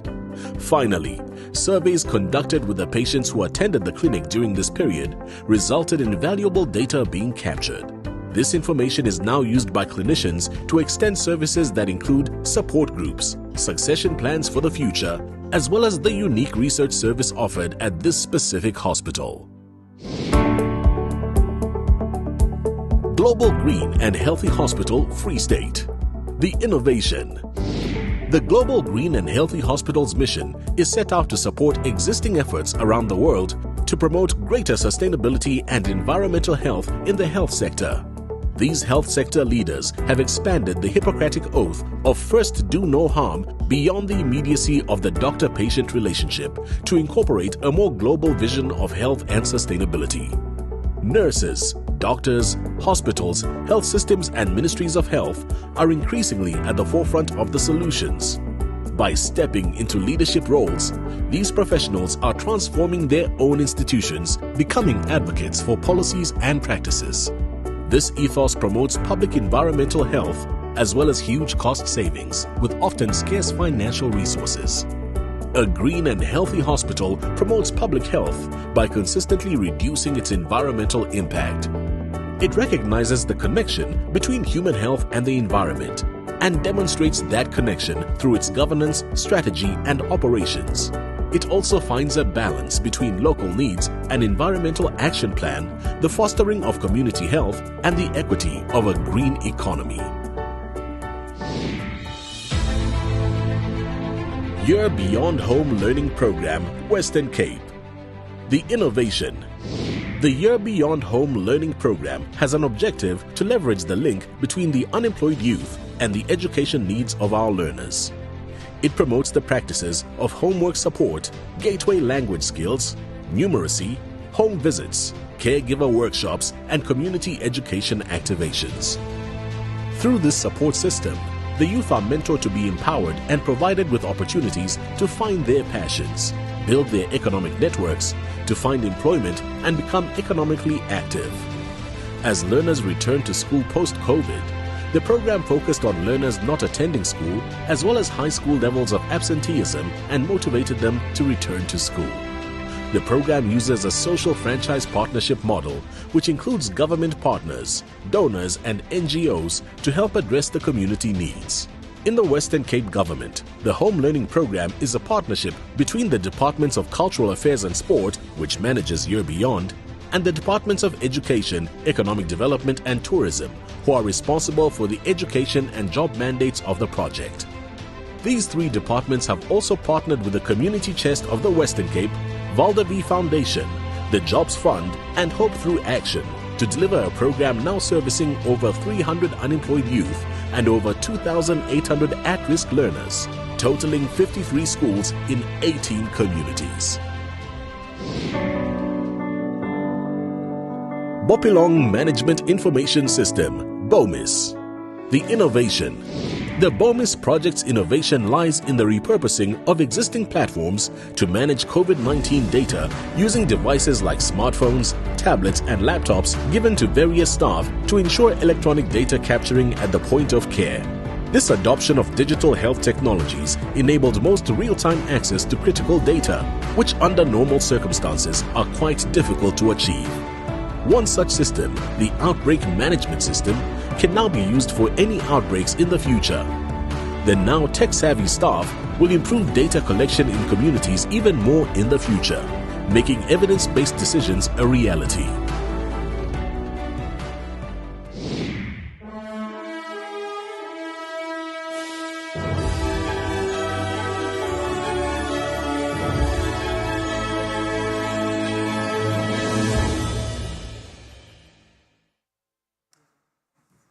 Fantastic, amazing solutions that we're seeing there emerging, and I know that you're a little bit anxious a little bit at the moment, but let me actually invite to help the Deputy Minister to announce and to celebrate our winners in this category.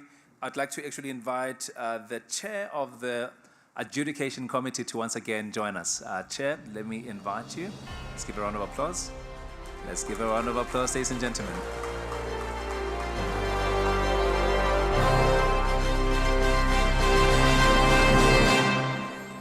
Chair will join the Deputy.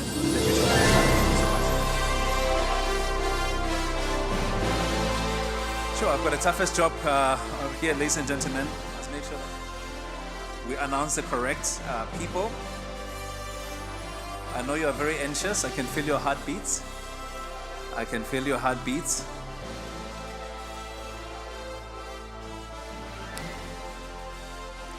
Okay, so we're going to start basically with our first runner-up. So our first runner-up is Year Beyond WECD at Home Learning Program. Congratulations. Congratulations. Please come to the fore.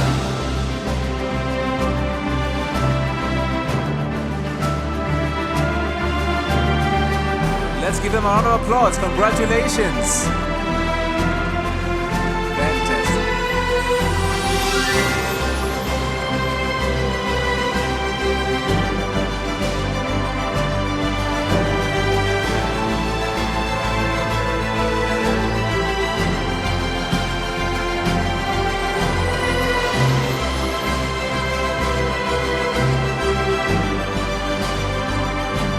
Congratulations to our winner, to our runner-ups in this regard. So our second runner-up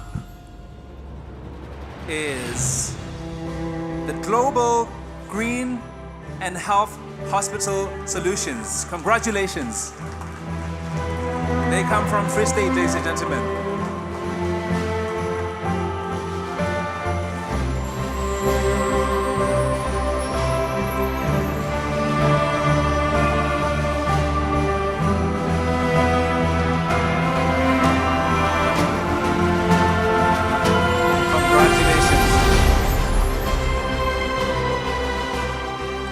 moment we've been waiting for, ladies and gentlemen. Drum rolls as we announce the winners of the Replication and Adaptation of Innovation Solution for 2022. And the winners for us this year is Bophelong Management Information System. Congratulations, congratulations.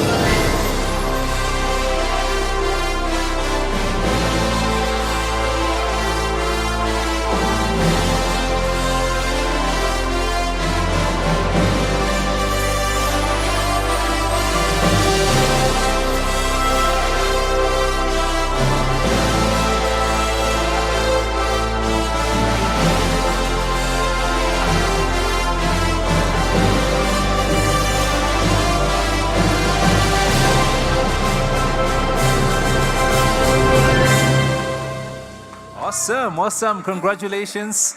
Congratulations to our winners in this regard. And then next up, we have our third runner-up. And the third runner-up, I will invite you to come to the fore, is Hearing Aid Repairs Clinic, a walk-in service from Gauteng. Congratulations on being our third runner-up in this category. Please come to the fore.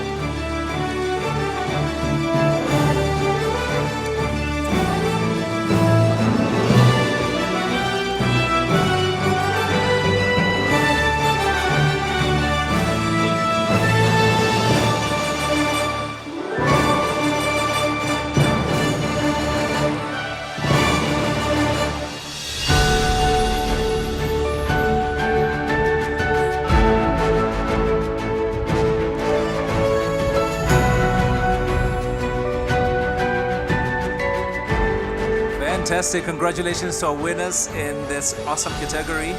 Then we move on to the next category, which is absolutely awesome. And I'm going to invite the chair and the deputy minister just to take a seat for a moment as we look at the next category. And this category is Citizen-Focused Innovation Harnessing Non-ICT Solutions. So what this section actually says is that innovation does not necessarily need to be tech-related. Innovation could also be systems and approaches to how we address issues of service delivery on the ground. So let's have a look at what and who we have in this category.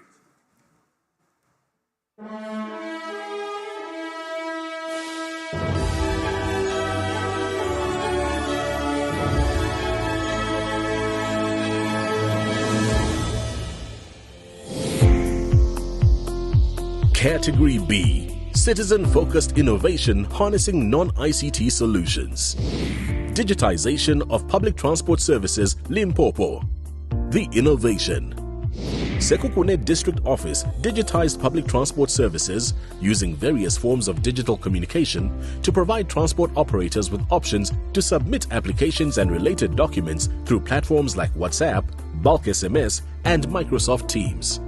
This digital transformation has reduced turnaround times required to process client applications and transactions from over 2 days to under 10 minutes. These innovations have minimized face-to-face interactions and further yielded several other positive results, including the opening of 2 additional centers in Groblersdal and Dilokong, bringing services closer to operators and reducing long queues at the district office and the minimization of costs. Operators now WhatsApp their operating licenses applications, transactions, and related documents to the departmental cell phone line. They no longer need to travel long distances to physically lodge applications. Officials are now equipped with e-tools like official notepads and cell phones, which they use to access and process clients' applications and transactions on the system regardless of their location. An electronic filing system was introduced, which is accessible on MS Teams and backed up on cloud. Officials can now file, trace, access, and retrieve client files anytime and from anywhere. Operators now make direct deposits for any lodged transactions directly into the departmental bank account.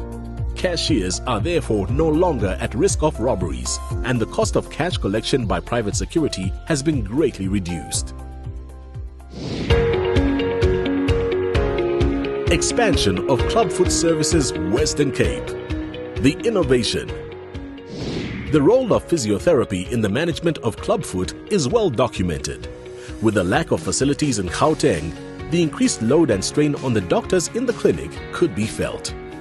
The setting up of 5 satellite clinics to service patients in their geographical locations proved particularly impactful, as a large group of patients no longer needed to travel long distances on a weekly basis for treatment.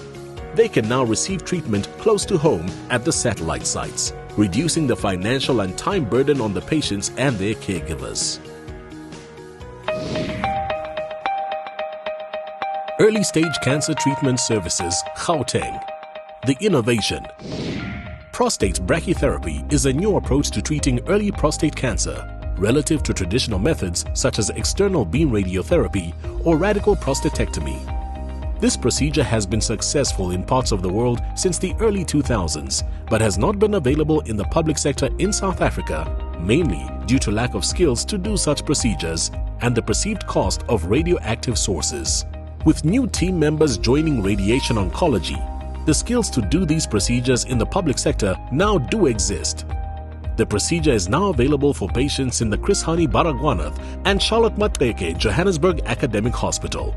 The use of prostate brachytherapy has considerably improved prostate cancer treatment in the public sector, as it allows more men to have access to this type of cancer treatment, which has a success rate of 90%. The procedure can be done within 2 weeks of diagnosis and takes less than an hour in theatre. Patients are generally discharged the next day, which further reduces the medical strain associated with such a procedure and aftercare.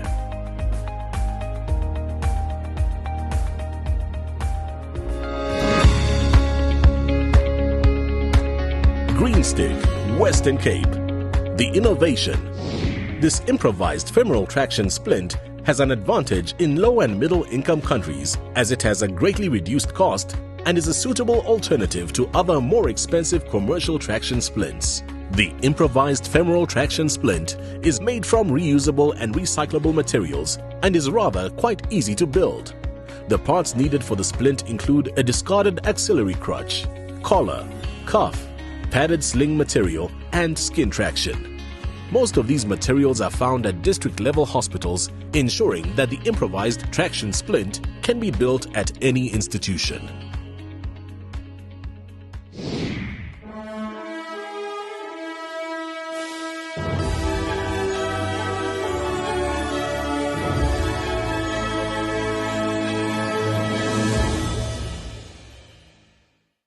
Awesome.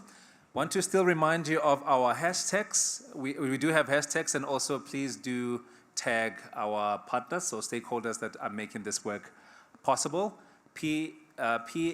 Public Sector Innovation, so PSI Awards 2022. That's basically the hashtag that we're using. The moment of truth, ladies and gentlemen, in the citizen-focused innovation, harnessing non-ICT solutions. We have seen, so I'm looking at it here, the auditors are watching.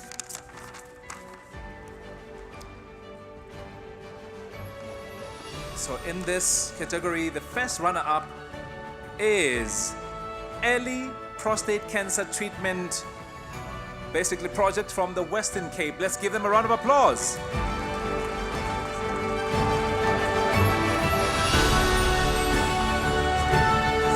It's Gauteng, yes, I understand that it's Gauteng. Please come to the fore. Early prostate cancer treatment from Gauteng, please come to the fore.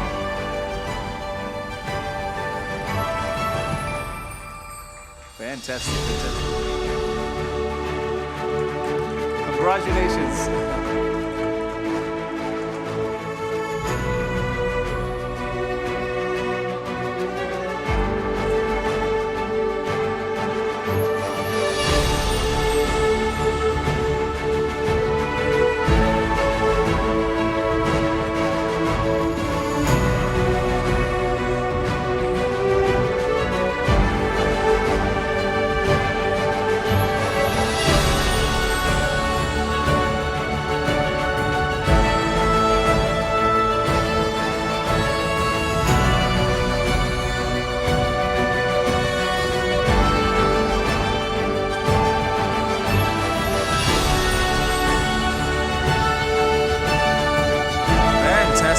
Fantastic. Thank you so much. Fantastic. And next up, our second runner-up in the citizen-focused innovation harnessing non-ICT solution is Expansion Club Food and Training. Are they here from Gauteng? Congratulations.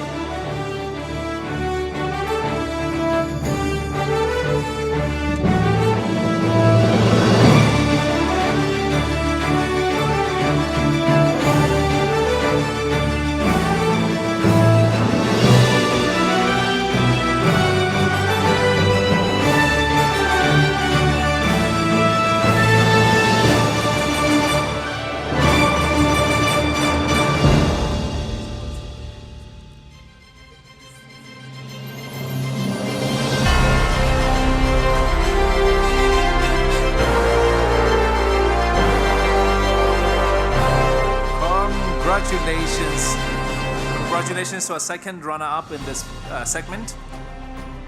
And ladies and gentlemen, the moment we've all been waiting for in this particular category, as we announce the winner of the category. Drum rolls. Fantastic, and the winner is Green Stick from the Western Cape. Congratulations.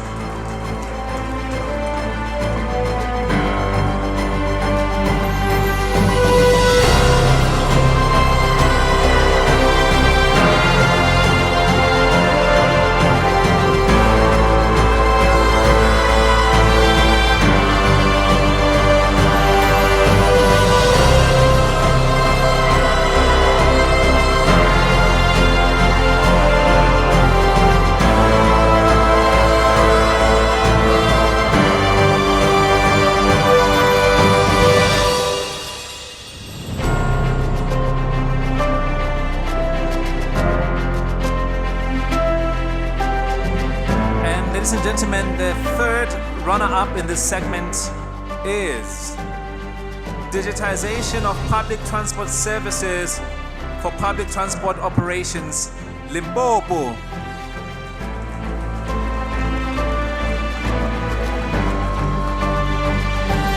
Congratulations.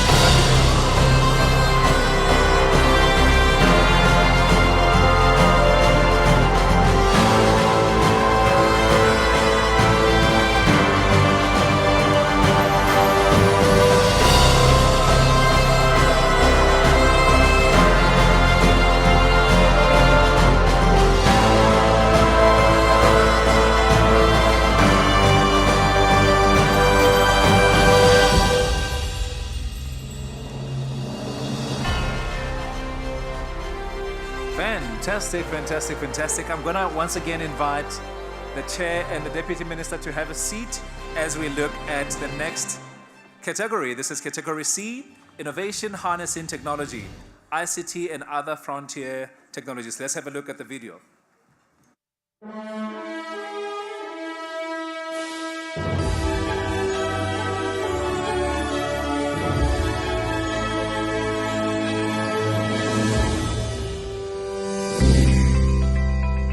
Category C, Innovation Harnessing Technology, ICT and other frontier technologies. Emergency Medical Services Dispatch System, Free State. The innovation. Through this dispatch system, operators receive a short message on their cell phones which confirms the location of where an ambulance is needed. They are also furnished with a direct number to call to follow up cases or where incorrect details have been captured. On a follow-up, community members can contact the Emergency Control Center directly without going through the 112 emergency call system and then waiting to be routed to the province. The dispatch system then plots the caller location using GPS maps and confirms the pickup point. ICT in Speech and Audiology Department, Gauteng. The innovation. Data capturing and reporting systems include team-specific patient databases, departmental and team reports, patient feedback tools, evaluation tools for professional development, and clinician evaluation tools. The dynamic nature of the data generated through ICT systems allows a rich in-depth analysis of services. This enables a more holistic representation of information that guides future decision-making and implementation of solutions in the strive for individualized, excellent service provision. ICT systems were implemented to monitor clinical resources. The use of Stockpile by Canvas has ensured a sustainable and transparent system for capturing large-scale stock across clinical teams. This is unique to our department as the previous paper-based systems were inaccurate, time-consuming, lacked accountability, not sustainable, and did not allow for real-time monitoring of resources. This system was piloted within a single clinical team and was adopted by all teams due to its replicable and effective nature. It allows for improved resource allocation and budget planning within a resource-constrained context, therefore has a direct impact on improved patient management. Our online patient appointment system is transparent and flexible and enabled improved coordination or clustering of appointments across disciplines. A main challenge with a paper-based system was limited access to a single appointment book by multiple healthcare professionals, which resulted in poor clinical time management, lack of coordination amongst healthcare professionals, resulting in multiple patient appointments per week.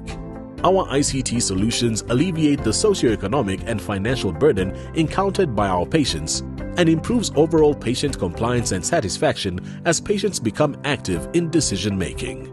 These ICT solutions further allow us to manage financial expenditure through stock control systems for improved allocation and monitoring of resources. Implementing online appointment systems facilitate coordination of clinical appointments where multiple stakeholders are involved. In light of the fourth industrial revolution, these ICT innovations allow for transformative change in service delivery in an ICT-constrained environment. 3D Foot Scan Western Cape. The innovation. Medical orthotists and prosthetists are a scarce resource in the public service. By using a motion sensor pressure plate, 3D foot scanner and online software, custom foot orthotics can diagnose and treat a diversity of foot conditions. These foot conditions and foot deformities are often associated with diabetic feet and leg length discrepancies. The Western Cape Department of Health now uses a digital platform as a patient evaluation and consultation system and uses the latest technology in the manufacturing process of custom-made inner soles. By using this 3D foot scan and milling machine, the service has been extended to over 92 outreach clinics. Hectis, Western Cape. Innovation. The initial proposed solution to assess the current manual paper-based registers and how it relates to the business process, flow of an emergency center patient, map it to an electronic application with additional value-based functionality for both patients and users. And lastly, to iterate with subject matter experts and clinical specialists working within the emergency center environment. The Hectis is currently the only e-innovation in the public sector to assist in managing an emergency center and has been custom built with direct feedback from end users. It is not an adaptation or replication of an existing tool, but instead a true ground-up development with collaboration across both clinical and technical domains. It follows the flow of a patient from the time of entry into the emergency care unit until the patient leaves the unit, and even has the capability to extend into patient care. It has active daily users that range from admin clerks, nurses, clinicians, as well as hospital managers. Over and above the direct management within the emergency care unit, it also provides a one-of-a-kind global view of emergency care pressures across the platform at a sub-district, district, or provincial level. This allows for real-time adjustment and support across the entire emergency care environment.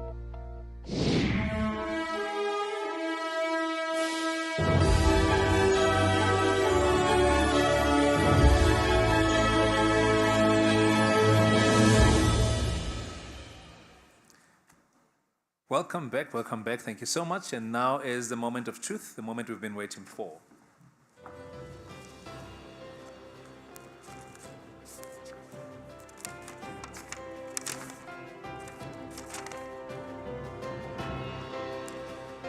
The first runner-up in this segment, Innovation, Harnessing Technology, ICT and Other Frontier Technologies, Category C is 3D Foot Scan, Gait Analysis Pressure Plate and Mining Machine from the Western Cape. Congratulations.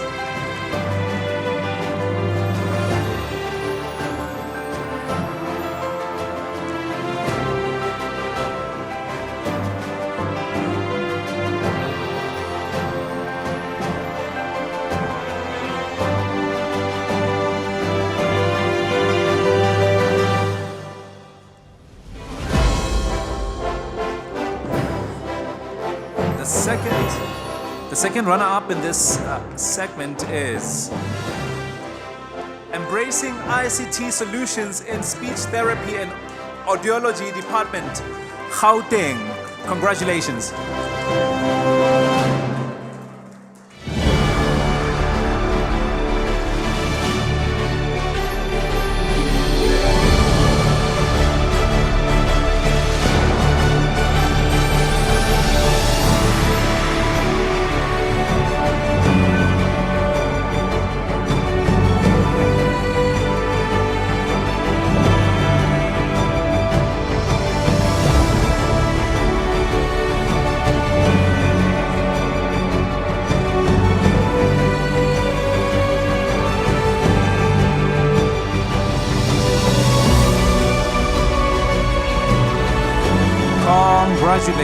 Congratulations to our first and second runner-ups in this segment, Innovation Harnessing Technology for ICT and Other Frontier Technologies. And the winner for this category is Hospital and Emergency Center Tracking Information System from the Western Cape. Congratulations.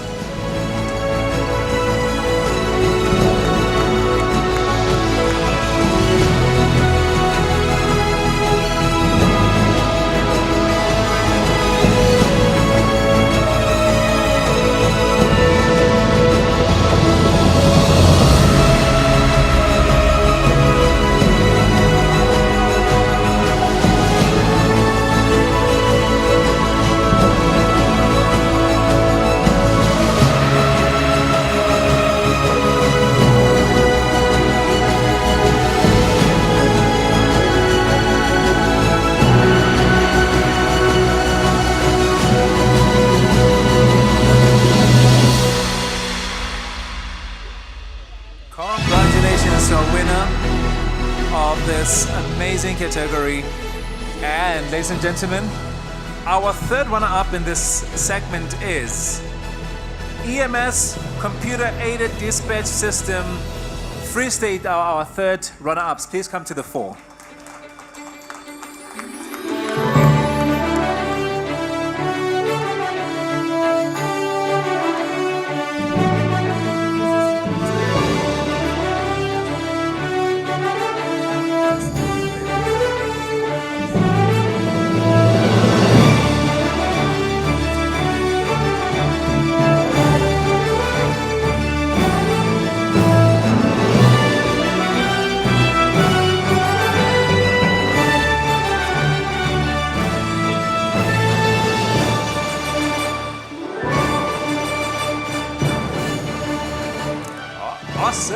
Awesome. Well done to the winners of category C.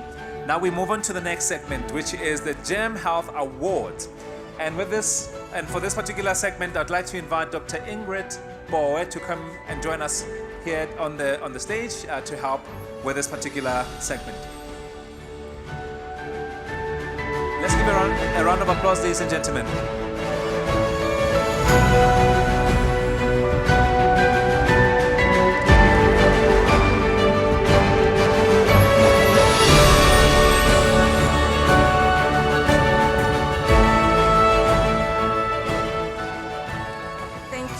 Good evening, everyone.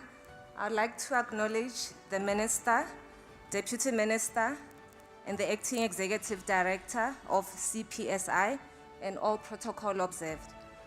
My name is Dr. Ingrid Bowe, and I'm GEMS COO. GEMS is the second largest medical scheme in the country, and we are the largest restricted medical scheme in the country. Our purpose and mandate is adequate, equitable, affordable, efficient healthcare access for all. This is critical for us because it's aligned with Section 27 of the Constitution and SDG 3.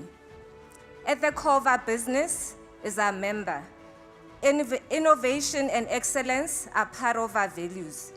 Digital transformation in the healthcare sector is critical. We need to keep up with the technological advances for a competitive value offering for our members, for us to be relevant and adapt to the changes in the environment.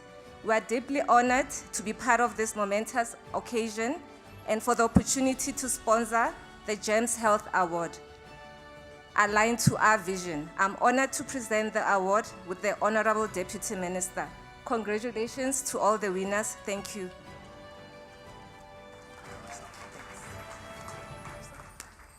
Thank you so much, Doctor, for that. And I have the envelope here, and I've just basically been given this for the winners for the GEMS Health Award.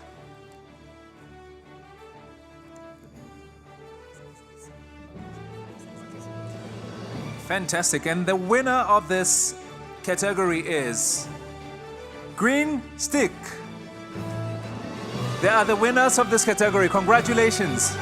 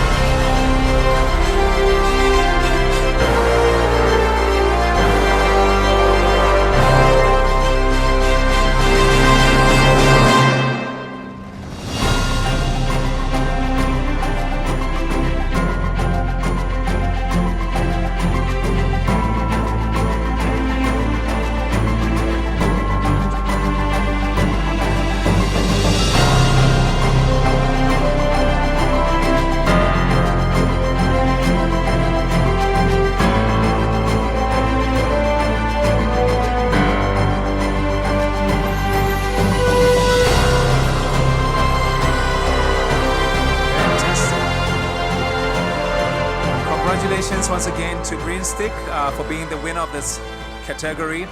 And I'm very delighted to inform you that every member of this particular category will be receiving not only the prizes that you're seeing here, there's additional money, resources that will help to drive and develop their solutions, and that will be confirmed later with them, with the teams.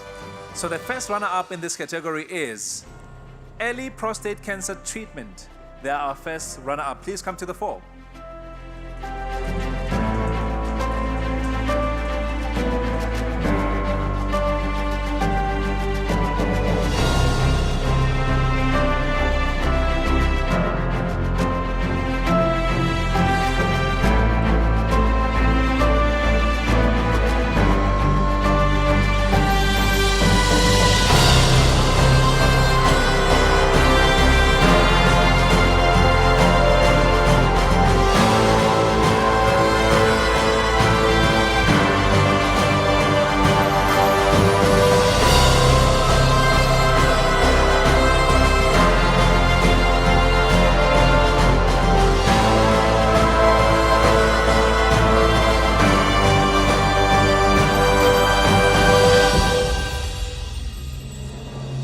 Congratulations. Fantastic. And our second runner-up in this category, GEMS Health Awards, goes to Hearing Aid Repairs Clinic, a walk-in service. Congratulations.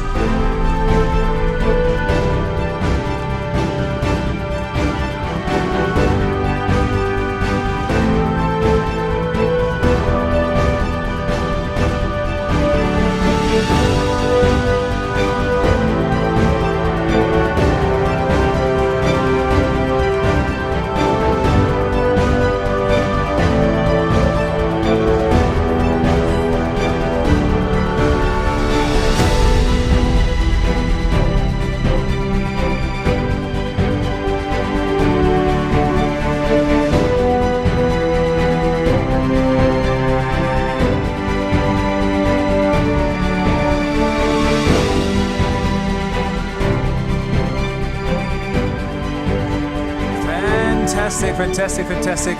Ladies and gentlemen, please help me just celebrate these amazing ladies. Thank you so much to the Deputy Minister. Thank you, Chair, for an awesome job that you've done. And the good doctor, thank you so much for helping us with this awesome category. Once again, let's congratulate all our winners for this category. Ladies and gentlemen, don't be jealous.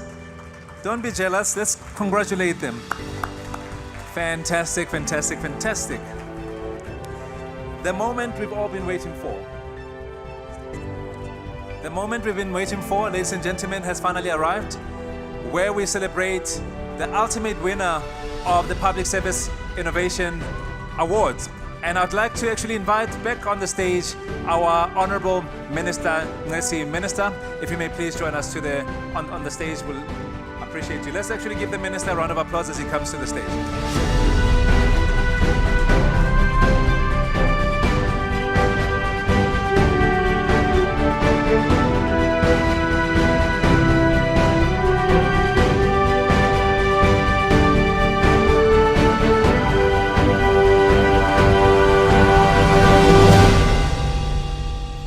Fantastic. The 2022 Public Sector Innovation of the Year Award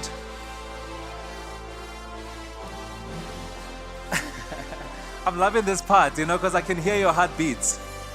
I can hear your heartbeats.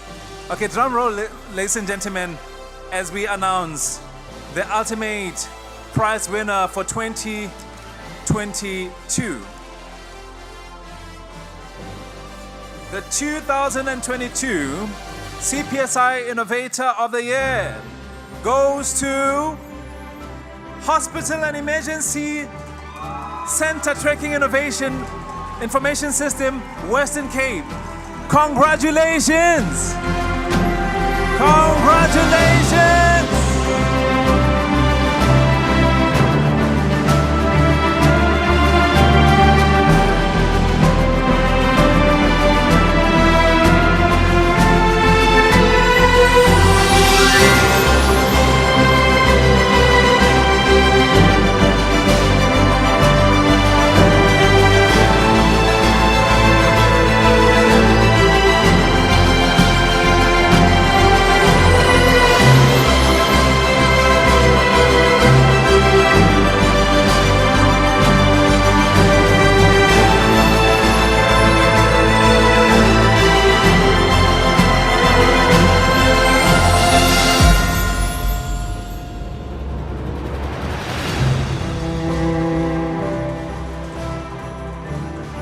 Congratulations to our ultimate winners for this year. An incredible award, an incredible moment. Honorable Minister, thank you so much. We appreciate you, sir.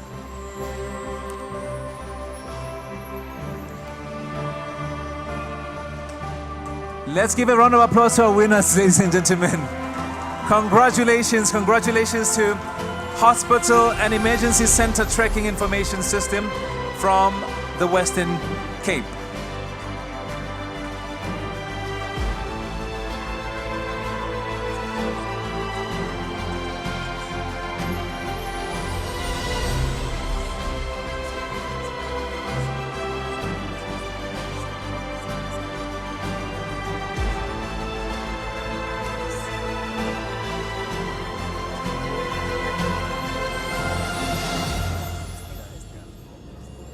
Fantastic, fantastic. Ladies and gentlemen, in this really awesome occasion where we're celebrating 20 years of driving service delivery and driving innovation within the public sector, it's been really phenomenal to see awesome solutions coming through from public servants. And to come and help us basically celebrate and just thank all the key stakeholders, I'd like to invite Mayor Lydia Sebokeri to come to the fore and give us a vote of thanks. Let's give a round of applause.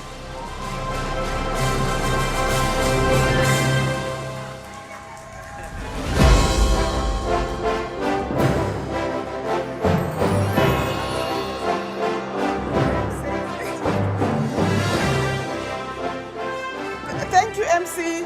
DM, I'm also safe, like you. Thank you. you so much. I would like to thank Minister. Thank you so much for being here with us. We know your schedule is very busy, but you chose to come and spend this time with us. Deputy Minister and your husband, thank you, Advocate, as well, for coming through to be with us tonight. I know we have some MECs that are here and executives, CEOs of various companies. Thank you so much. The adjudication panel, I can never, ever thank you enough for doing this pro bono, but I always say to people, it's good for you to pay it forward. It will come back to you manifold. To our valued partners, Geek Culture and GEMS, as CPSI, we do value your partnership in terms of supporting what we do, trying to brighten up our little corner as CPSI. CS Boshomani Accountants, thank you once again for supporting this program through your support to the program. Our sister departments, I know I'm sitting with Nico from DPSA, our big sister. I've seen NSG, and I think the Public Service Commission is here as well. Thank you so much. We really appreciate your support. Valued guests, I can never name you one by one, but if you were not here, the tables will be empty. I know it was raining, but you chose to come and spend some time with us. We really appreciate it. The finalists, it was your night today. I was saying to Minister now and then as we were coming up to say, these are public servants. Despite the challenges that we have, our challenges are huge. But I think that should not stop us from celebrating those that are making a difference. And I think we need to carry on. We bring you here to come and motivate others to follow in your footsteps.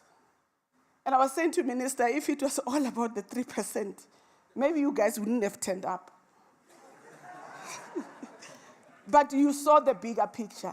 You want to make a difference. As Minister said, all of us, we must go and ask yourself, your conscience, whether you are actually helping the country to move forward. Thank you so much for innovating out there, and don't stop. Please continue. And those that didn't win, I hope they are watching. Those that are not here, it's not about winning. It's about encouraging each and every one of us to brighten our own little corners. I want to also thank my sister and my brother that are here. They never missed this event. And if I have to say it, we were 6, and we are only 3 now. So you can imagine how much it means to me to have them here. You know, being a family of 3 have passed on. I really appreciate Eric and my sister, we call her Mizana. Thank you for your continued support. I'm saying this because I'm in Hollywood. I don't know when the term will end. Maybe this is my last one. Next time you come here, I'll be sitting there as an employee and so forth. But I thought, I know this time, DM was brave enough to say she's safe. I'm safe. I'm with my partner, my sister, and my brother here. So I thought, one more time, let me shine. Thank you for your continued support.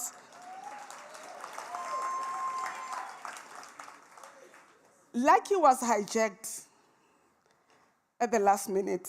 I always say to people, you know, when you are in events, you can never have a perfect plan. You think you've planned everything, and things still go wrong. But the issue is about risk management. As public servants, we know how we are taken to task about how do you manage risk of the projects that you are running. And because we keep good partners, I said, like you are coming through, and he said, your word is your command. My word is his command. So that's why he's here. Thank you so much, my brother, for coming through for us at the last minute and doing an excellent job. Last but not least, I'd like to acknowledge our partners from Namibia. Minister, Deputy Minister, we've had a partnership spanning over 10 years with Namibia, trying to help them in their innovation journey. They've benchmarking against CPSI in their innovation program, and they are here again to see how we run, some of our projects and so forth. So it's a partnership that has been there for quite some time.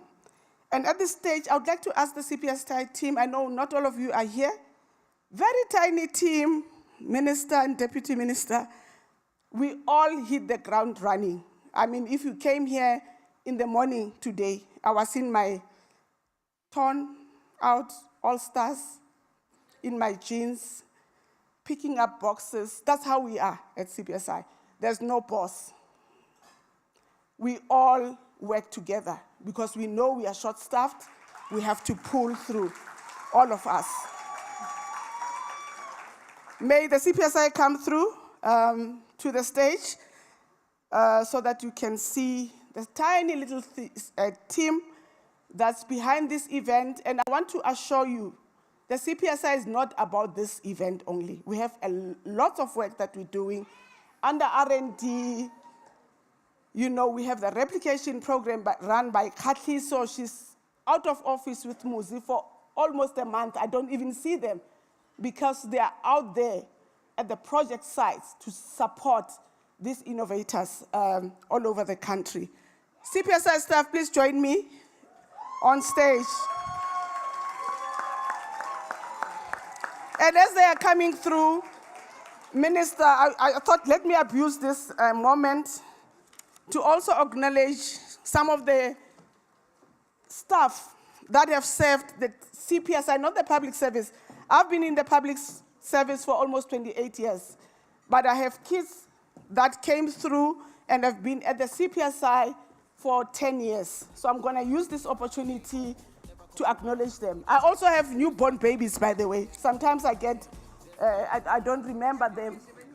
The last born of the family, before I acknowledge them, is Mr. Mashabela. For the first time, Minister and Deputy Minister, we have a system developer at CPSI.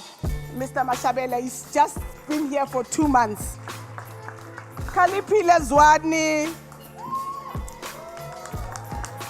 come through.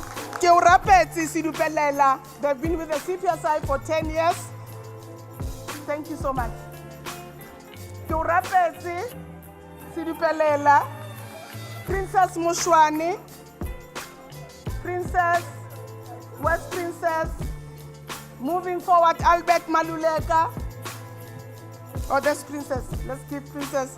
Sorry. Thank you, Princess. Thank you. Albert Maluleke.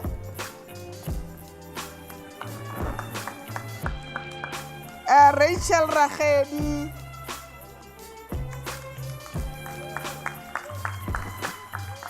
Nchaveni Shishonge. Where's Nchaveni? Ngepile Sikoma.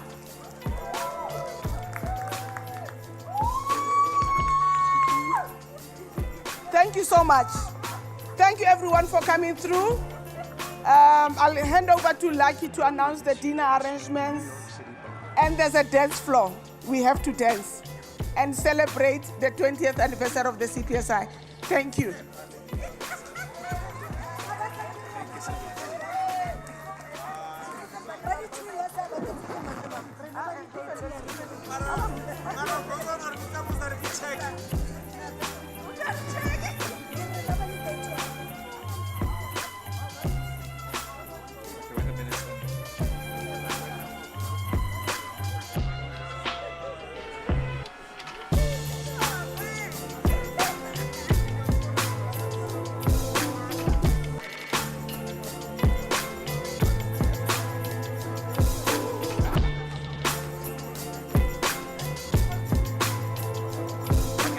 Thank you very much, ladies and gentlemen. A moment really to celebrate. I understand that the CPSI, I thought they actually were 300 employees, but actually, I understand that it's actually only 30 people. Let's actually give them a round of applause for the wonderful work that they've been doing. 30, not 300, ladies and gentlemen. Congratulations to the team for the commitment they are demonstrating to really drive innovation within the public sector. Oh, please come to the fore and help with the picture. Misho, come to the fore.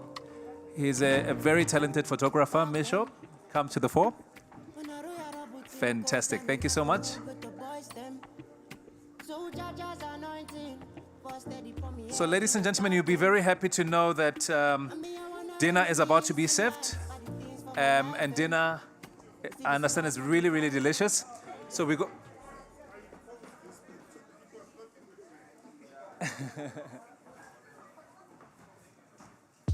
Thank you, Minister, for imposing that picture. Thank you so much. Awesome. Thank you very much once again, ladies and gentlemen. We're now going to have dinner, but before we have dinner, all the winners, I'd like you to go to the front where there is the CPSI branding to go for a photo moment. Please, all the winners, please go to the front, actually next to the entrance there, to actually take pictures. The photographers will actually meet you there. And then dinner will be served shortly. It's buffet, and we're going to use this entrance here and another entrance there to actually go. It's self-service. And then what you'll be happy to know is that we've got a DJ party. So there's a DJ here who is here, amazing DJ who's here with us, who'll be giving us some really beautiful music. And there's a beautiful dance floor as well here. So if you want to showcase that the public sector, actually we have talent within the public sector, the floor will actually be available for you. My name is Lakidi Dedu. It's been a pleasure to actually be part of this extraordinary journey. I appreciate you, ladies and gentlemen, for the opportunity, CPSI, and basically the stakeholders who have made this awesome evening possible. Thank you, and keep up the good work. Minister, we have heard your message around whether we are building or we are destroying, whether we are adding value to actually pay it forward for the next generation. But I am sure that the people in this room will be counted among those that actually make the world better than they have found it. Until we see each other again, sharp.